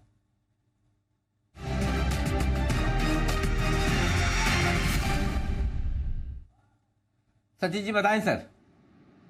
अनिल जी, सेम ही स्टॉक था जो हमने हमारे क्लाइंट्स को थोड़ी देर पहले ही दिया था, बट मुझे लग रहा है यहाँ पर अदानी एंटरप्राइजेज में भी काफी सिमिलर सेटअप है। तो यहाँ पर अदानी एंटरप्राइजेज में भी एक फ्रेश ब्रेकआउट हो रहा है जिसको चेस किया जा सकता है। इंट्राडे शॉर्ट टर्म के लिहाज से मुझे लग रहा है लगभग अराउंड 2680 के आसपास के स्विंग्स बन सकते हैं, तो 100 पॉइंट की तेजी यहाँ पर नजर आ रही है। एंड स्टॉप लॉस आपको लगभग अराउंड 2555 पे लगाना है, खरीदारी करनी है अदानी एंटरप्राइजेज के फ्यूचर्स में।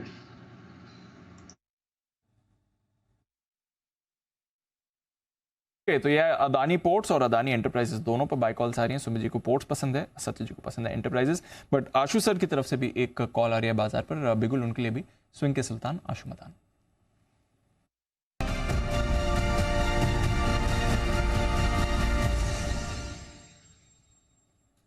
बताएं आशु सर। दीपांशु, मेरे को बियर स्प्रेड बनाना है निफ्टी में और सब कुछ ठीक ठाक है, कोई ऐसी दिक्कत नहीं है, मतलब कोई मंदी नहीं। बियर स्प्रेड अगर 1:2 मतलब रेशियो स्प्रेड बना रहा हूँ तो बहुत ज़्यादा मंदी नहीं लग रही, लेकिन मैं एक प्रोटेक्टिव, डेटा अच्छा लग रहा है, डाउ अच्छा लग रहा है, सब कुछ अच्छा लग रहा है, ऐसे में से कॉन्ट्रैक्ट एक मिनट। अगर दीप को आपको ट्रेनिंग देनी है तो वो मैं बताता हूँ दीप को कौन सी ट्रेनिंग देनी है, ठीक है। भाई और बहनों जो हमारे पैनल पे, अच्छा जितने भी भाई लोग हैं और देखने वाले, ये बताओ पिछली बार कब आपने आशुष जी को तेजी की पोजीशन, मंदी की पोजीशन देकर जस्टिफाई करते हुए देखा था? हाँ। हमेशा जब भी तेजी की पोजीशन देते हैं फिर जस्टिफाई करते हैं, मेरे को देखो तेजी लग नहीं रही लेकिन मैं थोड़ी सी दे रहा हूँ, ठीक है, थोड़ा सा दे रहा हूँ, मतलब मेरे को लग नहीं रही तेजी लेकिन थोड़ा ऊपर आ सकता है इसलिए दे रहा हूँ। आज मंदी की पोजीशन में आशुष जी पहले आपको जस्टिफाई कर रहे हैं, तो दीप ऐसे में काउंटर क्वेश्चन आना चाहिए, क्यों ये हृदय परिवर्तन, क्यों मंदी की पोजीशन जस्टिफाई करने की नौबत का है? कुणाल जी ऑब्जर्वेशन सही है या गलत? पहले कुणाल जी से रेटिफाई करा ले। अनिल जी मैं ही बता देता हूँ, बिल्कुल सही है। मैं बायस पार्टी मानता हूँ कुणाल जी को, आशुष जी की तरफ वो बायस्ड है। अब बताएं फिर भी। अनिल जी बिल्कुल आप सही कह रहे हैं। अनिल जी देखिए आपके जो चेयर पर वो विराजमान हो रहे हैं, तो अनिल जी मेरी वाली नहीं है, मेरी वाली अलग रखी है। अनिल जी अब जिम्मेदारियों ना मेरी वाली तो लोग लगा के आए हूँ चेयर पे।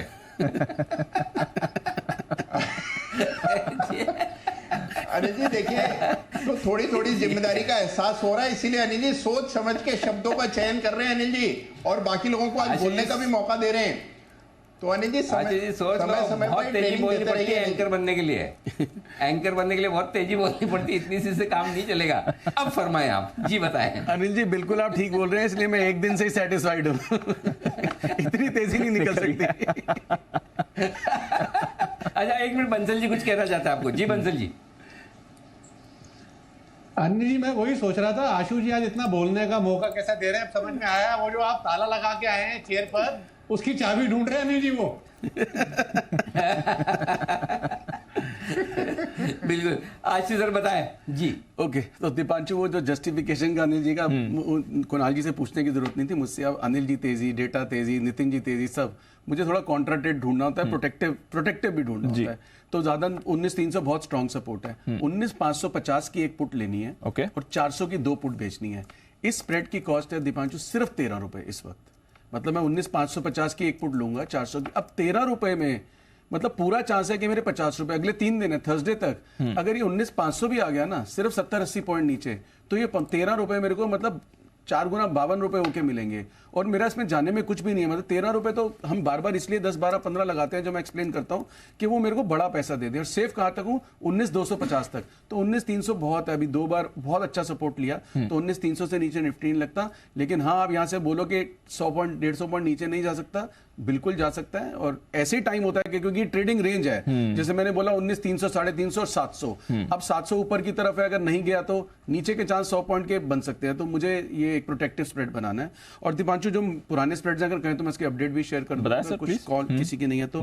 हमारे अगस्त के 3 स्प्रेड थे, एक मैकडॉवल का था, ठीक ठाक चल रहा है। एक बार मतलब 990 फ्यूचर था तब दिया था, 990 से 1030 हुआ, 1030 से 990 जब उस दिन मार्केट घटा था, वापस 1010 बीच में खड़ा है। स्प्रेड मार्जिनल प्रॉफिट में, बीच में अच्छा प्रॉफिट भी आया।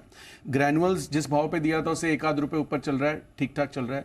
एसबीआई का स्प्रेड डिजास्टर रहा, क्योंकि स्टॉक 50 रुपए, it's not about the loss, it's about 50 रुपए घटना। मतलब बहुत ही आई वुड से कि इतना फॉल एसबीआई का, मतलब कैन बैंक के रिजल्ट भी आए, बैंक बड़ौदा के भी आए, मतलब अच्छे बुरे आए, लेकिन एक रेंज होती है। बट एसबीआई ने बहुत डिसअपॉइंट किया। सो 2 स्टॉक्स जिन्होंने डिसअपॉइंट किया एक्चुअली इस बार, एसबीआई और टाटा मोटर्स। तो ये 3 स्प्रेड है। 2 स्टॉक जो अशोक लेलैंड, ओएनजीसी बिल्कुल स्टेबल हैं, ठीक लग रहे हैं। ओएनजीसी तो आई थिंक राकेश जी, कुणाल जी की भी बहुत कॉल है। हमें भी लगता है कि मतलब अभी सबड्यूट पड़ा हुआ है, बट ये डिलीवरी के लिए रख लेना चाहिए। तो ये अभी तक के जो अगस्त के अपडेट्स हैं वो ये हैं। और ये कि बियर स्प्रेड प्रोटेक्टिव बनाया। जोमेटो तो बेचना नहीं है। जोमेटो तो अनिल जी बहुत कह ही रहे हैं, तो मतलब मेरे को क्या कहना हो, तो अनिल जी कह रहे हैं। और बाकी जैसे अनिल जी कहते हैं, तो भाइयों और बहनों और सब लोगों जैसे ट्वीट करके बताएं कि सिंघवी की सिंघम स्ट्रैटेजी आपको कैसी लगी, ये नाम कैसा लगा। अनिल जी को जरूर भेजें, मुझे भेजें ना भेजें। बिल्कुल, चलिए सब अपने अपनी राय जरूर दें। अगर अच्छा लगा है तो भी बताएं, कम अच्छा लगा है तो भी बताएं। वैसे आइडिया तो अच्छा लगा मुझे, तो आशु जी का आइडिया अच्छा लगा, लेकिन मैं अपनी राय इसलिए नहीं देना चाहता कि नहीं तो फिर सब लोग बायस, अच्छा अनिल जी को अच्छा लग रहा तो हाँ बोल रहे हैं, आपको अच्छा लगा तो ही बताइएगा। आइए बिगुल कौन है तैयार? सुमित जी। सुमित जी के लिए बिगुल सुमित के superhit.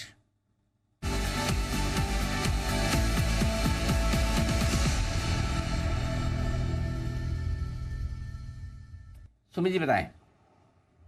Anil ji, financial stocks में थोड़ा थोड़ा करके मूव देखने को मिल रहा है ऊपर का।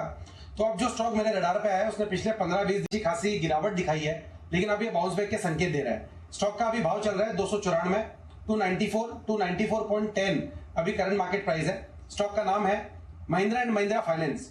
M&M फाइनेंस के अंदर अब ऊपर का मूव बाउंस बैक के तौर पे इसके अंदर देखने को मिलेगा। कल भी स्टॉक ने लोअर लेवल से ऊपर का मूव दिखाया था, आज भी स्टॉक तेजी मेंटेन कर रहा है। परसों का हाई 295-50 के आसपास जैसे ही ब्रेक होगा तो उसके बाद स्टॉक के अंदर एक बढ़िया मूव बाउंस बैक के तौर पे ऊपर की तरफ देखने को मिलेगा। M&M फाइनेंस में खरीदारी करें, जिन्होंने ले रखा है वो लोग होल्ड करें। स्टॉक का जो नीचे में सपोर्ट है 282-283 के पास है, तो 283 के नीचे का स्टॉप लॉस लगा के M&M फाइनेंस में खरीदारी करना है। ऊपर में जो टारगेट देखने को मिल सकता है, पहला टारगेट बनेगा बाउंस बैक के तौर पे 305 का, दूसरा टारगेट बनेगा 310 रुपए का। 310 का लेवल टूटने के बाद इसमें वापस से तेजी का शुरुआत होगा। फिलहाल बाउंस बैक के टारगेट 305, 310 के देखने को मिल सकते हैं 3-4 दिनों के अंदर। 283 के स्टॉप लॉस से खरीदारी करें 310 के टारगेट्स के लिए। इसके टारगेट ले करें खरीदारी M&M फाइनेंस। सिद्धार्थ जी का धन्यवाद स्वीकार कर लें, और आपको लगता हो कि सिद्धार्थ जी देना चाहते हैं धन्यवाद तो आप उन्हीं से सुन लें। लेकिन उससे पहले मैं आपको बता दूं, लोकसभा से digital personal data protection bill pass हो चुका है। इस बिल की कुछ खासियत है, कुछ खूबियां हैं, वो हम आपके सामने रखेंगे। लेकिन उससे पहले एक बिगुल सिद्धार्थ जी के लिए सुपर सेट।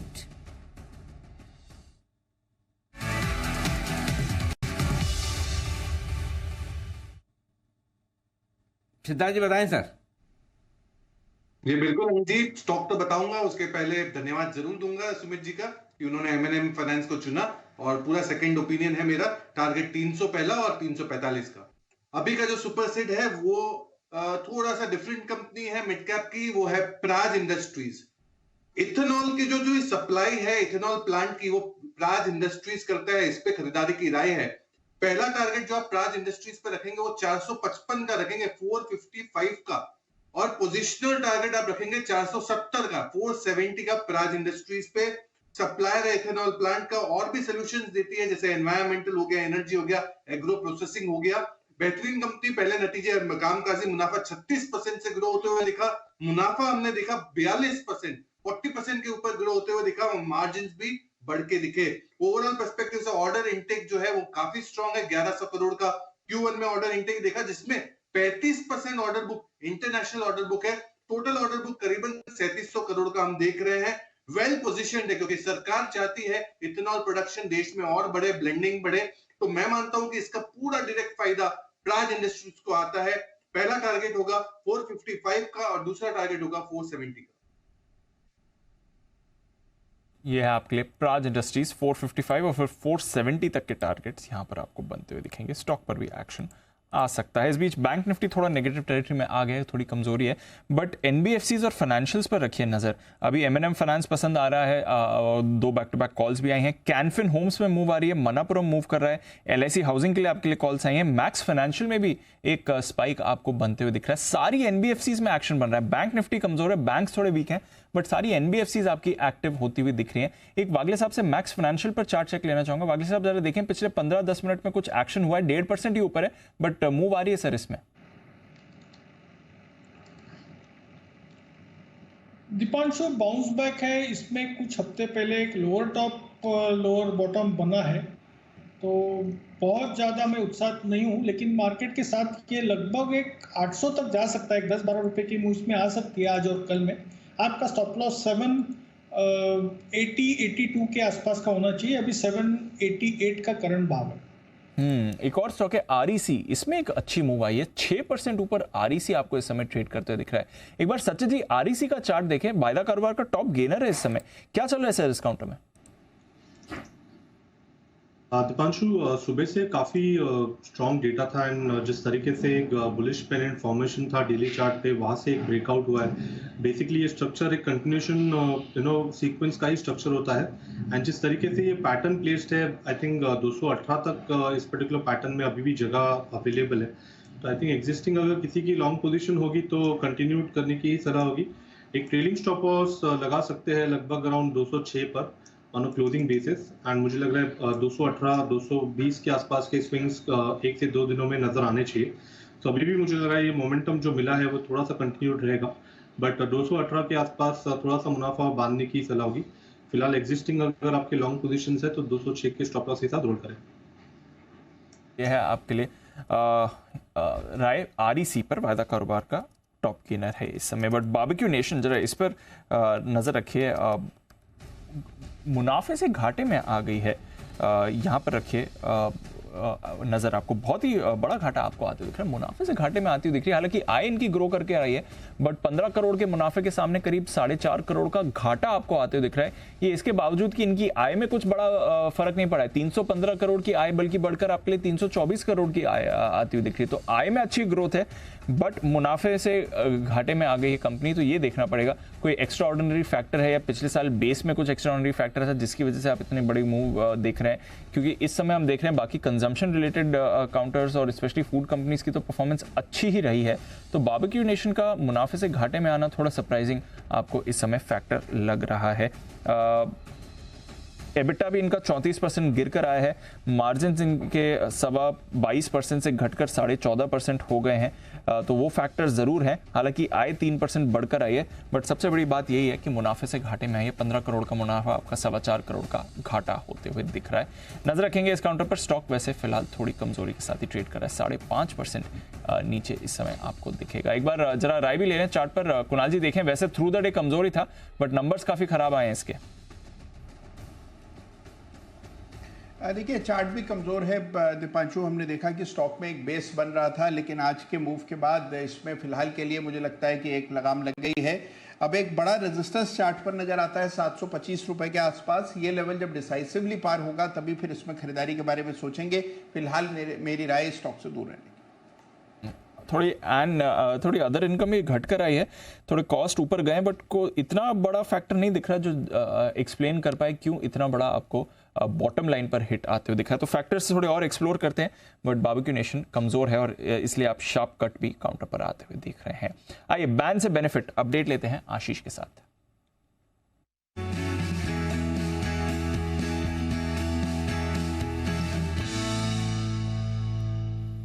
चार स्टॉक्स हैं बैन में, रोज कुछ ना कुछ एक्शन हो ही रहा है। बताएं आशीष, इस बार क्या होगा? दीपांशु लिस्ट और लंबी हो जाएगी, 4 के बजाय अब आपको 6 स्टॉक दिखेंगे लिस्ट में।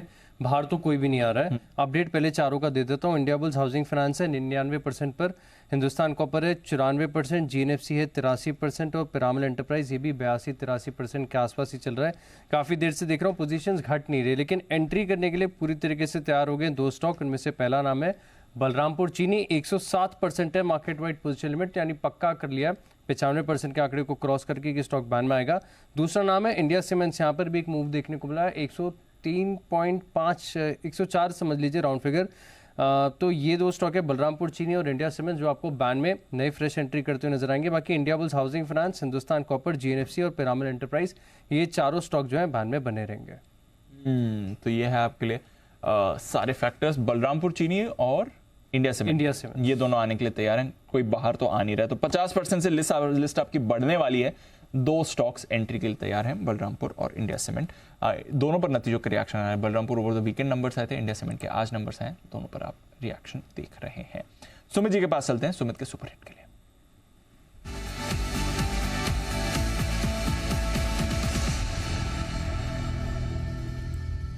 बताएं सर। दीपांशु, बाय का स्टॉक अभी रडार पे आया है। स्टॉक ने लोअर लेवल से रिबाउंड दिखाने का शुरुआत किया है और लाइफ इंश्योरेंस स्टॉक्स के अंदर मोमेंटम बन रहा है। तो जो स्टॉक अभी मेरे रडार पे है उसका भाव चल रहा है 647, 648, 647, 648 ये स्टॉक का अभी भाव चल रहा है। स्टॉक का नाम है HDFC लाइफ। HDFC लाइफ पिछले 4 दिनों के हाई ब्रेक कर रहा है। स्टॉक के अंदर रिवर्सल के संकेत मिल रहे हैं। स्टॉक के अंदर एक फॉल्स ब्रेकडाउन आया था पिछले 3 दिन पहले, वो सस्टेन नहीं किया और सडन इसने ऊपर का वापस से रिवर्सल ले लिया। तो अभी आज जो ये मूव दिखा रहा है उसमें पिछले 4 दिनों के HDFC लाइफ का मूव दिखाना चाहिए और बाउंस के तौर पे ऊपर में 660 रुपए का पहला टारगेट, 670 रुपए का दूसरा टारगेट, यहाँ पे खरीदारी करें। जिन्होंने ले रखा है वो लोग होल्ड करें। स्टॉक का जो नीचे पे सपोर्ट या स्टॉप लॉस बनेगा 636 रुपए का बनेगा। 636 के स्टॉप लॉस से खरीदारी करके चलने का सलाह रहेगा। 660, 670 ये लेवल ऊपर में देखने को मिल सकते हैं। खरीदारी करें HDFC लाइफ। HDFC लाइफ में खरीदारी करने की राय आपके लिए सुमित जी की तरफ से तेजी करने की राय यहाँ पर 636 के स्टॉप लॉस और 660 670 के टारगेट के लिए खरीदारी करने की राय है। तो बड़े एक्शन में लाइफ इंश्योरेंस के स्टॉक्स भी आज आते हुए आपको नजर आएंगे। ऑटो स्टॉक्स भी एक्शन में है। आज वहाँ पर भी बढ़िया एक्शन होता दिख रहा है। सिर्फ बैंक्स हैं जो थोड़े कमज़ोर हैं आज, जहाँ पर स्पेशली प्राइवेट बैंक्स थोड़े से कमजोरी की तरफ ट्रेड करते हुए दिख रहे हैं। अदरवाइज बाकी कोई ऐसा खास एक्शन कमजोरी का है नहीं। और दीप, आज मैं देख रहा था कि जो सर्किट फिल्टर में बदलाव हुए हैं लगभग 300 शेयरों के मिड कैप और स्मॉल कैप स्पेस में, आज कम से कम नहीं तो भी मेरे स्क्रीन पे 30 से ज़्यादा स्टॉक ऐसे हैं जो 10 से 20% के ऊपरी सर्किट पर ट्रेड कर रहे हैं। तो आज मिड कैप और स्मॉल कैप शेयरों में बड़ा एक्शन है दीप। और सुबह से आउट परफॉर्मेंस आ रही है अनिल जी। अगर आप देखें मिड कैप इंडेक्स आधा % ट्रेड कर रहा है, स्मॉल कैप इंडेक्स आपका 1/4 से ज़्यादा ऊपर है। और काफ़ी सारे काउंटर्स में एक तो नतीजों का तो सीजन है ही, उसका रिएक्शन आ रहा है। कीस्टोन रियल्टर्स के नतीजे आए थे, 10% के सर्किट पर है। IRFC अनिल जी, मुझे याद है IPO के समय आपने कहा था ये स्लो एंड स्टेडी स्टॉक है, बट आप लॉन्ग टर्म के लिए रखेंगे, आपको रिटर्न्स बढ़िया देगा। और देखिए पिछले 1-1.5 महीने में जो जबरदस्त रैली आई है, आज 10.5% ऊपर ये काउंटर आपको दिख रहा है। मजगांव डॉक में हमने देखा सुबह एक्शन बन रहा था, वहां पर सर्किट इसका वापस 5% से बढ़कर 20% हो गया। कई सारे ट्रेडर फेवरेट और एक्टिव कैश काउंटर्स हैं जहां पर सर्किट फिल्टर रिवीजन की वजह से अनिल जी बड़ी मूव आ रही है। 10, 12, 15% तक की मूव आपको स्टॉक्स में आती हुई दिख रही है। बट IRFC डेफिनेटली एक स्टार काउंटर बना हुआ है बाजार की नज़र में। एक बार इसके चार्ट पर भी राय लेते हैं क्योंकि कैश मार्केट में काफ़ी एक्टिव काउंटर है ये। जरा एक बार बंसल जी देखें, IRFC 50 के लेवल पर आज आ गया है। पिछले 1-1.5 महीने में जबरदस्त रैली में रहा है सर। दीपांशु, पैटर्न भी बहुत बढ़िया है स्टॉक का और अनचार्टेड टेरिटरी में चल रहा है। तो जिनके पास है दीपांशु, होल्ड करें। कोई बड़ी करेक्शन आती है, स्टॉक नीचे में 43, 44 के अराउंड मिलता है तो उन स्तरों के अराउंड ऐड करने की राय है। जिनके पास है बने रहे। IRFC ये है आपके लिए बड़ा एक्शन इस वक्त आता हुआ दिख रहा है। ओके, और बढ़ते हैं आगे। और बिगुल है आपके लिए, मेरे ख्याल से वागले साहब के लिए बिगुल, वागले का वंडर।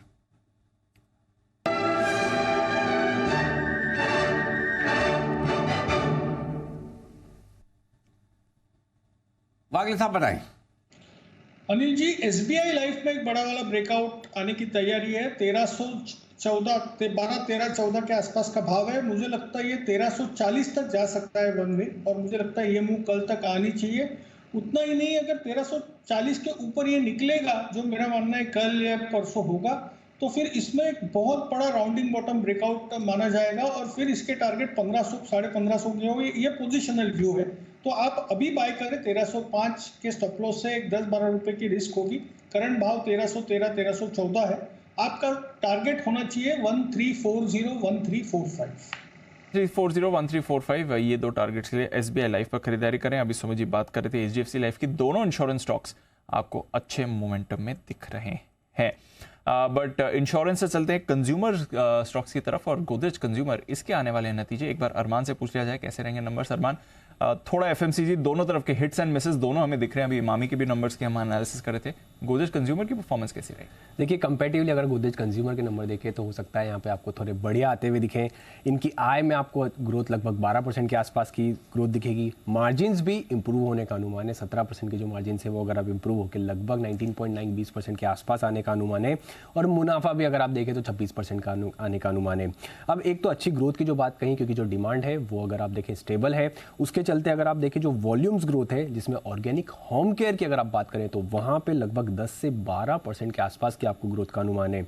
और कंपनी ने अगर आप देखें इस बार दामों की कटौती भी की थी, क्योंकि जो रॉ मटेरियल के प्राइसेस थे वो कम होते हुए दिखे थे, इसलिए उन्होंने थोड़ा बहुत कट भी लिया था। पर कंपैरेटिवली जितना उन्होंने कट लिया है वो रॉ मटेरियल के प्राइसेस के कंपैरेटिवली थोड़ा कम लिया है, इसके चलते इनके मार्जिन्स में आपको इंप्रूवमेंट दिखेगा।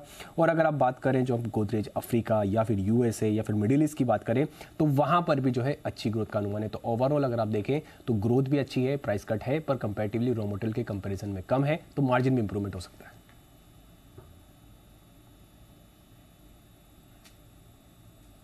तो ये है आपके लिए पूरा का पूरा एक्शन। इस वक्त गोदरेज कंज्यूमर ये है वो स्टॉक जहां पर पूरा एक्शन होता हुआ दिख रहा है। आइए कैश का ऑप्शन देने के लिए तैयार हैं जय ठक्कर।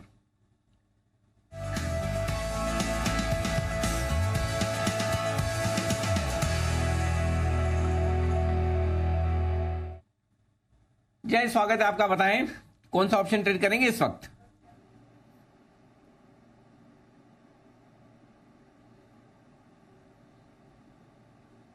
जय जी, आवाज आ रही है आपको? जी अनिल जी अभी आवाज आ रही है मुझे। यस, परफेक्ट अनिल जी सुबह का कॉल दिया था हमने एंड ये कॉल था 19,500 का अनिल जी, 120 रुपए पर दिया था, 159 का फर्स्ट टारगेट था। और बैंक निफ्टी का भी कॉल दिया था अनिल जी। बैंक निफ्टी तो अभी भाव के नीचे है, बट निफ्टी का फर्स्ट टारगेट हिट हो गया। इनफैक्ट 164.75 का हाई लगाया उसने, तो आई एम श्योर वहाँ पे तो प्रॉफिट अच्छा हुआ रहेगा। As far as the data Anil ji short term is concern, मुझे ऐसा लग रहा है कि निफ्टी में बैंक निफ्टी अभी भी साइडवेज है, बट ज़्यादा वीक भी नहीं है, ज़्यादा स्ट्रॉन्ग भी नहीं है। निफ्टी में डेफिनेटली अच्छी हमें बाउंस देखने मिल रही है और वो 19,700 तक कंटिन्यू कर सकता है। तो हमारा बैंक निफ्टी का तो कॉल ओपन ही है एंड अभी तक बने रहे, मैं तो कहूँगा ऑन क्लोजिंग बेसिस। निफ्टी का 19,550 के स्ट्राइक का कॉल ऑप्शन खरीदे, जो अभी 106 रुपये पर ये ट्रेड कर रहा है। यहाँ पे स्टॉप लॉस आप लगाए अनिल जी 63 का, तो 106 पर खरीदे, 63 का अनिल जी स्टॉप लॉस रहेगा। निफ्टी का 19,550 के स्ट्राइक का कॉल ऑप्शन खरीदे। टारगेट पहला इसका जो है 148 का है, सेकेंड टारगेट इज़ 172। सो 148, 172 ये दो टारगेट्स के लिए खरीदना है। मुझे ऐसा लग रहा है अनिल जी कि 19,500 एक अच्छा इमीडिएट सपोर्ट है और 19,700 तक के लेवल्स आपको निफ्टी में देखने मिल सकते हैं। बैंक निफ्टी 45,000 अनिल जी निकालना ज़रूरी है। जो अटेम्प्ट कर रहा था, मैं तो प्रीएम्प्ट कर रहा था कि वो निकल जाएगा और अटेम्प्ट भी किया उसने, 970, 980 तक आया, बट वहीं से फिजल आउट हो रहा है। अगर वो हो जाता है तो वहाँ पर स्ट्रेंथ आते हुए देखने मिलेगी, अदरवाइज निफ्टी में तो स्ट्रेंथ है at least for the time being. और वहीं पे भरोसा आ रहा है जय का भी 63 के स्टॉप लॉस के साथ खरीदारी करनी है। 19,550 के कॉल पर फिलहाल 106 के आसपास आपको मिलेगा और एक्शन में भी ये काउंटर दिख रहा है। बट एक्शन में है M&M। रोज बड़ी खबर इसके लिए आ रही है। अब एक और बड़ी खबर आई है इनके इलेक्ट्रिक व्हीकल कारोबार को लेकर। क्या है इनका यहाँ पर मेगा प्लान, एक बार जानते हैं वरुण के साथ। वरुण बताइए, फिर से कुछ नया डेवलपमेंट? डेफिनेटली दीप, और डेवलपमेंट ये है कि लगातार निवेश जो है इस कंपनी के इलेक्ट्रिक व्हीकल सेगमेंट में जो है वो आते ही जा रहा है। आपको याद होगा पिछले साल BII यानी कि ब्रिटिश इंटरनेशनल इन्वेस्टमेंट ने करीब 1925 करोड़ के आसपास का निवेश किया था। अब टेमासेक होल्डिंग जो है वो करीब 1200 करोड़ के आसपास का निवेश जो है इस कंपनी के EV सेगमेंट जो है उसमें कर रहा है। स्टेक के लिए करीब 1.5 से 2.97% के आसपास की होल्डिंग जो है वो टेमासेक को दी जाएगी। अगर आप देखेंगे तो महिंद्रा एंड महिंद्रा का EV के लिए काफ़ी बड़े प्लान्स है। FY26 तक 5 नए EV मॉडल जो है वो ये कंपनी लॉन्च करने वाली है। 2027 तक अगर आप देखेंगे तो इलेक्ट्रिक SUV का कुल बिक्री में करीब 20 से 30% के आसपास का हिस्सा होगा। ये इस कंपनी का लक्ष्य है। इनफैक्ट अगर FY27 तक देखेंगे तो EV सब्सिडाइज में ये कंपनी कुल मिला के, यानी कि जो टेमासेक का होल्डिंग की तरफ से निवेश आ रहा है, BII की तरफ से आया, करीब 10,000 करोड़ के आसपास का निवेश जो है वो करने का यहाँ प्लान बना रही है। और आप देखिए बड़े बड़े इन्वेस्टर्स को ये लेके आ रहे हैं, लेकिन छोटा छोटा स्टेक दे रहे हैं। वे बेसिकली इसके लिए कर रहे हैं कि ये चाहते हैं, क्योंकि देखिए 10,000 करोड़ महिंद्रा एंड महिंद्रा के लिए कोई बड़ी बात नहीं है, लेकिन ये चाहते हैं कि बड़े बड़े इन्वेस्टर्स आए, उनसे इन्हें EV मार्केट के बारे में सीखने मिले, और इसके लिए भी ये अपना स्टेक जो है इस सेगमेंट में बेचते जा रहे हैं। और वैल्यूएशन भी आप देखिए, पिछली बार जो वैल्यूएशन मिले थे उसके मुकाबले करीब 15% ज़्यादा वैल्यूएशन पे ये स्टेक जो है करीब 1.5 से 2-3% के आसपास का टेमासेक को जो बेचा गया है वो यहाँ पे अच्छे वैल्यूएशन पे भी बेचा गया है। और इसके लिए नमूना भी यहाँ पे खरीदारी की सलाह दे रहा है, और इन्होंने भी इस डेवलपमेंट के बाद अपने लक्ष्य बढ़ा दिया है, 1790 से बढ़ा के 1978 का दे रहे हैं। तो लगातार EV सेगमेंट को लेके यहाँ पे M&M में निवेश आते जा रहा है। आगे और देखना होगा कितने बड़े इन्वेस्टर्स इसके ईवी सेगमेंट में निवेश करते हैं, क्योंकि प्लान जो है काफ़ी बड़े हैं। इलेक्ट्रिक व्हीकल सेगमेंट में ये निवेश ही आज बाजार को बड़ा पसंद आता दिख रहा है। M&M का स्टॉक 4% की मजबूती के साथ ट्रेड करता हुआ दिख रहा है। आरबीएल बैंक की स्टेक खरीदने के बाद जो कुछ भी पिटाई हुई थी, अब स्टॉक उससे उबर कर आगे बढ़ता हुआ। हम भी बढ़ते हैं आगे। ऐसे में 2 बिगुल है, पहले सुमित जी के लिए, फिर जय के लिए। सुमित का super hit.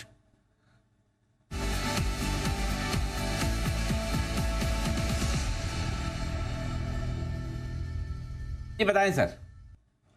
Anil ji, buy का स्टॉक अभी रडार पे आया है। स्टॉक का अभी भाव चल रहा है 262 रुपए 40 पैसे। 262.40 का अभी भाव है, 262.50 to be very precise. Stock का नाम है एक्साइड इंडस्ट्रीज। एक्साइड इंडस्ट्रीज के अंदर ऊपर का मूव देखने को मिल रहा है। कल का और परसों का हाई ब्रेक हो रहा है। स्टॉक वैसे भी तेजी के ट्रेंड के अंदर में है। स्टॉक ने पिछले कुछ हफ्तों में एक वन वे मूव ऊपर की तरफ दिखाया है और लास्ट 2 दिनों के करेक्शन के बाद अभी वापस से ऊपर का मूव रिज्यूम कर रहा है। एक्साइड के अंदर यहां से ऊपर का मूव देखने को मिलेगा। खरीदारी करें, जिन्होंने ले रखा है वो लोग होल्ड करें। नीचे के अंदर इसका सपोर्ट और स्टॉप लॉस बनेगा 255 रुपए के पास का। तो 255 के स्टॉप लॉस से एक्साइड में यहां पे सीएमपी पे खरीदारी करके चलने का सलाह रहेगा। ऊपर में जो टारगेट देखने को मिल सकता है, पहला टारगेट बनेगा 270 का, 270, 275, ये 2 टारगेट ऊपर में जल्दी शॉर्ट टर्म में एक्साइड में देखने को मिल सकते हैं। तो 255 के स्टॉप लॉस से खरीदारी करें, 270, 275 के टारगेट्स करें। एक्साइड पर आपके लिए राय आती हुई सुमित जी की तरफ से आए। जय के लिए बिगुल, जय का जैकपॉट।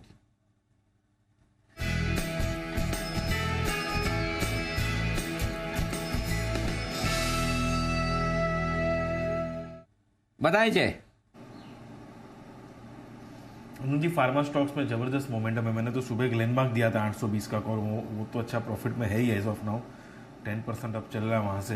अनिल जी, अब खरीदना है इन द मनी स्ट्राइक का कॉल ऑप्शन बायोकॉन का 260 के स्ट्राइक का। ये 13 रुपये 10 पैसे के आसपास ट्रेड कर रहा है, इसको खरीदना है। 260 के स्ट्राइक का call option in the money Biocon का, ये खरीद के चले। अनिल जी, यहाँ पे स्टॉप लॉस थोड़ा सा दूर दे रहा हूँ अनिल जी, 8 रुपये 60 पैसे का रहेगा। 8.60 का स्टॉप लॉस रहेगा। टारगेट्स अच्छे निकल कर आ रहे हैं अनिल जी। इसके 19 रुपीज़ का पहला टारगेट रहेगा 19 रुपये का, तो लगभग 6 रुपये की अपसाइड वहीं पे मिल रही है। 23 रुपये का सेकंड टारगेट। सो 19 एंड 23 ये 2 टारगेट्स के लिए खरीदे बायोकॉन। 260 के स्ट्राइक का इंडियन कॉल ऑप्शन। मुझे ऐसा लग रहा है this stock is heading towards 275 280। August series Anil ji Biocon के लिए अच्छी रहेगी। ओके, तो ये आपके लिए बायोकॉन पर खरीदारी कराया ऑप्शंस के जरिए। जय की तरफ से आ रही है 260 का कॉल आपको खरीदना है, 13 पे मिलेगा। 19 और 23 के टारगेट लिए। और फार्मा की बात करें तो स्पार्क सन फार्मा एडवांस्ड के नंबर्स भी आपके सामने आते हुए दिख रहे हैं। कुछ ज्यादा खास नंबर्स दिख नहीं रहे हैं। ओवरऑल घाटा बढ़कर आया है, 82 करोड़ का घाटा बढ़कर आपके लिए 95 करोड़ का आते हुए दिख रहा है। तो ये खराब नंबर आया है स्पार्क की तरफ से। कामकाजी तौर पर भी आई थिंक कामकाजी घाटे में ऑलरेडी थी। 79 करोड़ का कामकाजी घाटा था, जो बढ़कर 102 करोड़ का आपको आते हुए दिख रहा है। आय 28 करोड़ की घटकर सिर्फ 24 करोड़ की रह गई। आय का आंकड़ा मैं शायद दोबारा चेक कराता हूँ, बट ओवरऑल परफॉर्मेंस अच्छी नहीं दिख रही है। ओवरऑल घाटा भी इनका बढ़कर आया है, कामकाजी घाटा भी बढ़कर आया है। आय का आंकड़ा चेक करते हैं, आई डोंट थिंक इतना वो इम्पैक्ट होगा। ये आंकड़ा हम चेक करते हैं, बट ओवरऑल डिसअपॉइंटिंग नंबर्स आपके आते हुए दिख रहे हैं जहां तक स्पार्क सन फार्मा एडवांस्ड का सवाल है। और इसलिए स्टॉक पर भी आपको कमजोरी दिख रही है। बट आइए 3:20 हो चुके हैं, लेते हैं अनिल जी की स्ट्रैटेजी।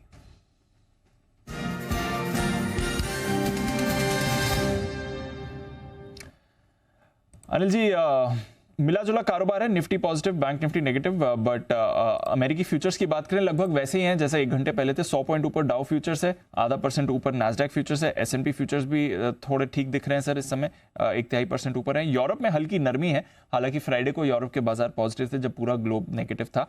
कच्चा तेल 1% नीचे है, रुपया 10 पैसे कमजोर, 10 पैसे मजबूत है, तो वहां से भी ठीक ठाक संकेत आ रहे हैं। क्या करना है सर?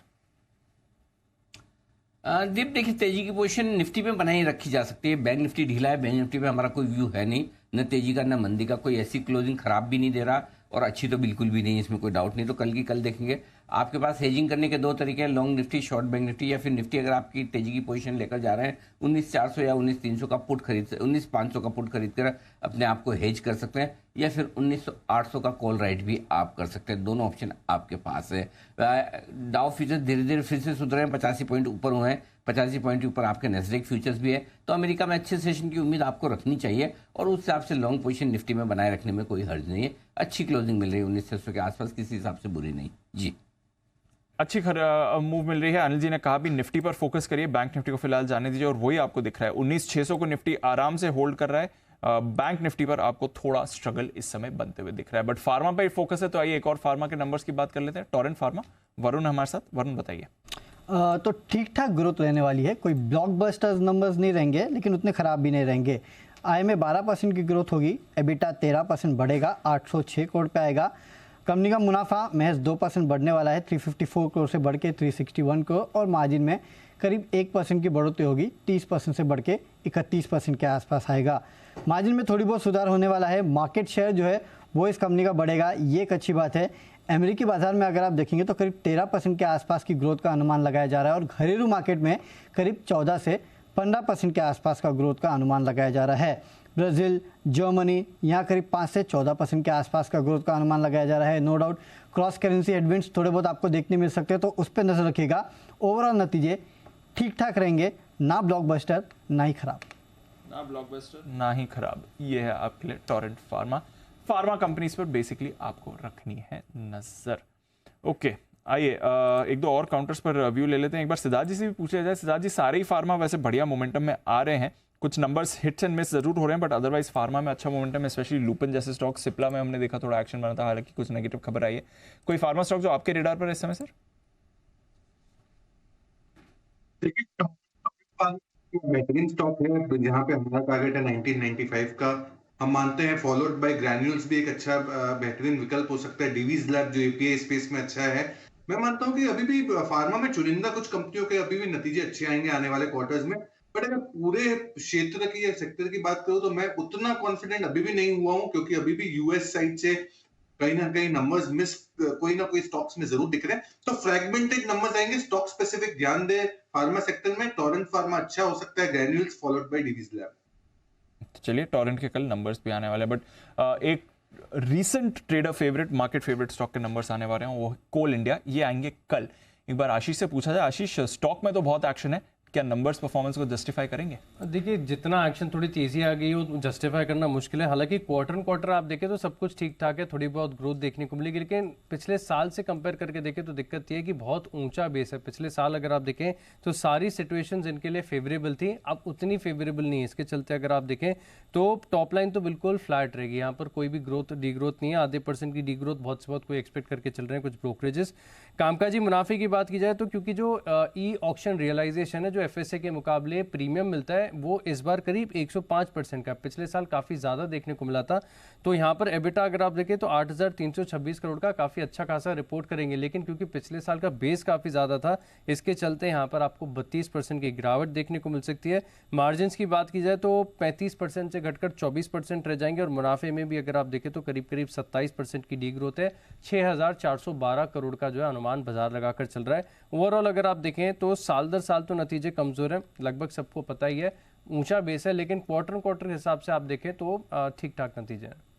ओके, तो ये है आपके लिए कोल इंडिया। देखते हैं कैसी रहेगी परफॉर्मेंस। स्टॉक में तो हमने जबरदस्त एक्शन रिसेंटली देखा ही है। चलिए, आज भी फिर क्लोजिंग की तरफ बढ़ते हैं, और जो रिबाउंड आया था निफ्टी में एटलीस्ट फ्राइडे का, वो आज भी कैरी फॉरवर्ड होते हुए दिख रहा है। 19,600 के इर्द गिर्द आप निफ्टी को क्लोजिंग की तरफ जाते हुए दिख रहे हैं। बैंक निफ्टी थोड़ा नरम रहा है आज, 44,850 के पास। कैश के कई सारे काउंटर्स थे एक्टिव, बट इंडेक्स की अगर आप बात करें तो मूव आपको आज आती हुई दिखी है फार्मा की तरफ से। एक बार फिर से टॉप गेनर है आपका डिवीज लैब, 4.5% की तेजी इसमें आपको आती हुई दिख रही है। सन फार्मा की तरफ से भी अच्छा सपोर्ट मिला है। सिप्ला भी आज आपको अच्छा दिख रहा है। रिलायंस इंडस्ट्रीज में खरीदारी थी, इसने बाजार को सहारा दिया है। एचयूएल पॉजिटिव था, टीसीएस, इन्फोसिस यहां से अच्छा सहारा मिला है। आईटी फार्मा एसेंशियली आज के दो मेन परफॉर्मेंस थे, और चुनिंदा बैंक्स में भी खरीदारी आई थी। आईसीआईसीआई बैंक % ऊपर बंद होते हुए दिख रहा है। एमएनएम में भी बढ़िया खरीदारी रही, वापस 1500 के ऊपर ये काउंटर आपको जाते हुए दिख रहा है। ईवी कारोबार की तरफ से कई सारे अपडेट्स इस पर आ रहे हैं। Insurance stocks SBI life, HDFC life, यहाँ पर भी नजर रखिए, अच्छी खरीदारी यहाँ पर दिखी है। बट ब्रिटानिया नतीजों के बाद करीब 3% नीचे है। SBI में लगातार दूसरे दिन कमजोरी है, कमजोरी आई थी फ्राइडे को नंबर्स के बाद। इसमें बजाज ऑटो और टाटा मोटर्स कमजोर थे। बजाज फाइनेंस में आपने थोड़ी वीकनेस देखी है। ITC फ्लैट था। HDFC बैंक, कोटक बैंक और एक्सिस बैंक में भी आपने थोड़ी नरमी बनते हुए आज देखी है। वायदा कारोबार की तरफ आइए, कई सारे स्टॉक्स थे जहां पर आपको एक्टिविटी बनते हुए दिखी। REC 6.25% उछला, ये काउंटर। बायोकॉन में पॉजिटिव रिएक्शन था। PFC भी अच्छा दिख रहा था। Auro pharma, Gujarat gas, Syngene, LIC housing, metropolis, emphasis, Exide, PI industries, Birla soft, LTI माइंट्री, साथ ही मानापुरम, HDFC MC और परसिस्टेंट। तो IT फार्मा तो आपके स्टार्स थे ही। बट AB फैशन 5% टूटा है आज। GNFC अभी थोड़ी देर पहले नंबर्स आए थे, 5% टूटा है। इंडिया सीमेंट्स नंबर्स के बाद 4.5% नीचे। बालकृष्णा भी नंबर्स का ही रिएक्शन था। ये सारे काउंटर्स नंबर्स के बाद फिसलते हुए दिखे हैं। हिंदुस्तान कॉपर में 3.5% का कट था। डेल्टा कॉप जहां पर CFO ने रेजिग्नेशन दिया है, 2.5% नीचे ये काउंटर रहा। बलरामपुर चीनी में आपने कमजोरी देखी है। BHEL इसके नंबर्स खराब आए थे थोड़ा। Cummins, AU small finance bank, Astral, Navin Fluorine, Vedanta, Oberoi realty, Ramco, Chola investment, info edge और नंबर से पहले टाटा केमिकल्स, ये सारे काउंटर्स आपको कमजोर होते हुए दिखे हैं। कैश मार्केट, जोमैटो बढ़िया एक्शन इसमें था। पेटीएम बढ़िया एक्शन इसमें था। पॉली मेडिक्योर में मूव आई है। IRFC 12% ऊपर था। Keystone Realtors, Max health care, Sequent Scientific, VIP industries, Ircon, Finolex cables, Cyient, Jubilant Pharmova, साथ ही graphite India, Apar industries, Sterlite tech में भी अच्छी मूव आपको बनते हुए दिखी है। रेट गेन नंबर्स के बाद यहाँ पर भी आपको थोड़ा एक्शन बनते हुए दिखा।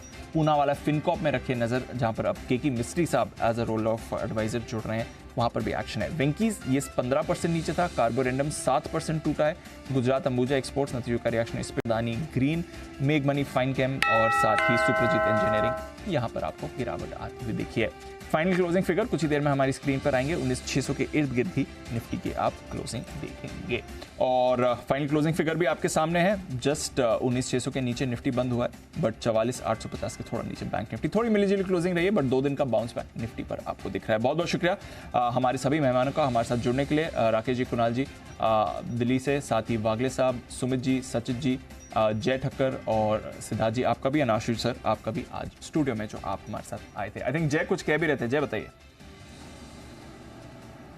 अरे दीप, मुझे ये जानना था, मैंने भी इंटरव्यू देखा अनिल जी का। मुझे तो खाली एक चीज जानना था कि अनिल जी का कोई कूपन कोड है जो अप्लाई करके डिस्काउंट मिले। वो सिर्फ एंकर्स के लिए है जो हमने रखा है। जय, आपको क्या जरूरत पड़ेगी उसकी? बट हाँ, वैसे आइडिया अच्छा है, अनिल से मांगना पड़ेगा। आज अभी मैं बात करता हूँ। जय, मेरा वाला यूज कर लेना। दीपांशु ने कहा ना सिर्फ एंकर्स के लिए है। इस्टेब्लिश्ड एंकर्स के लिए है। फर्स्ट टाइम जो प्रैक्टिस करना है अभी उनके लिए नहीं है, थोड़ा टाइम लगेगा आशुजी वहाँ पे आपको आने के लिए। बट बहुत बहुत शुक्रिया आप सभी मेहमानों का आज शो में हमारा साथ देने के लिए। कल आपसे फिर से करेंगे मुलाकात और एक्शन को बढ़ाएंगे आगे। फिलहाल एक छोटा सा ब्रेक लेते हैं।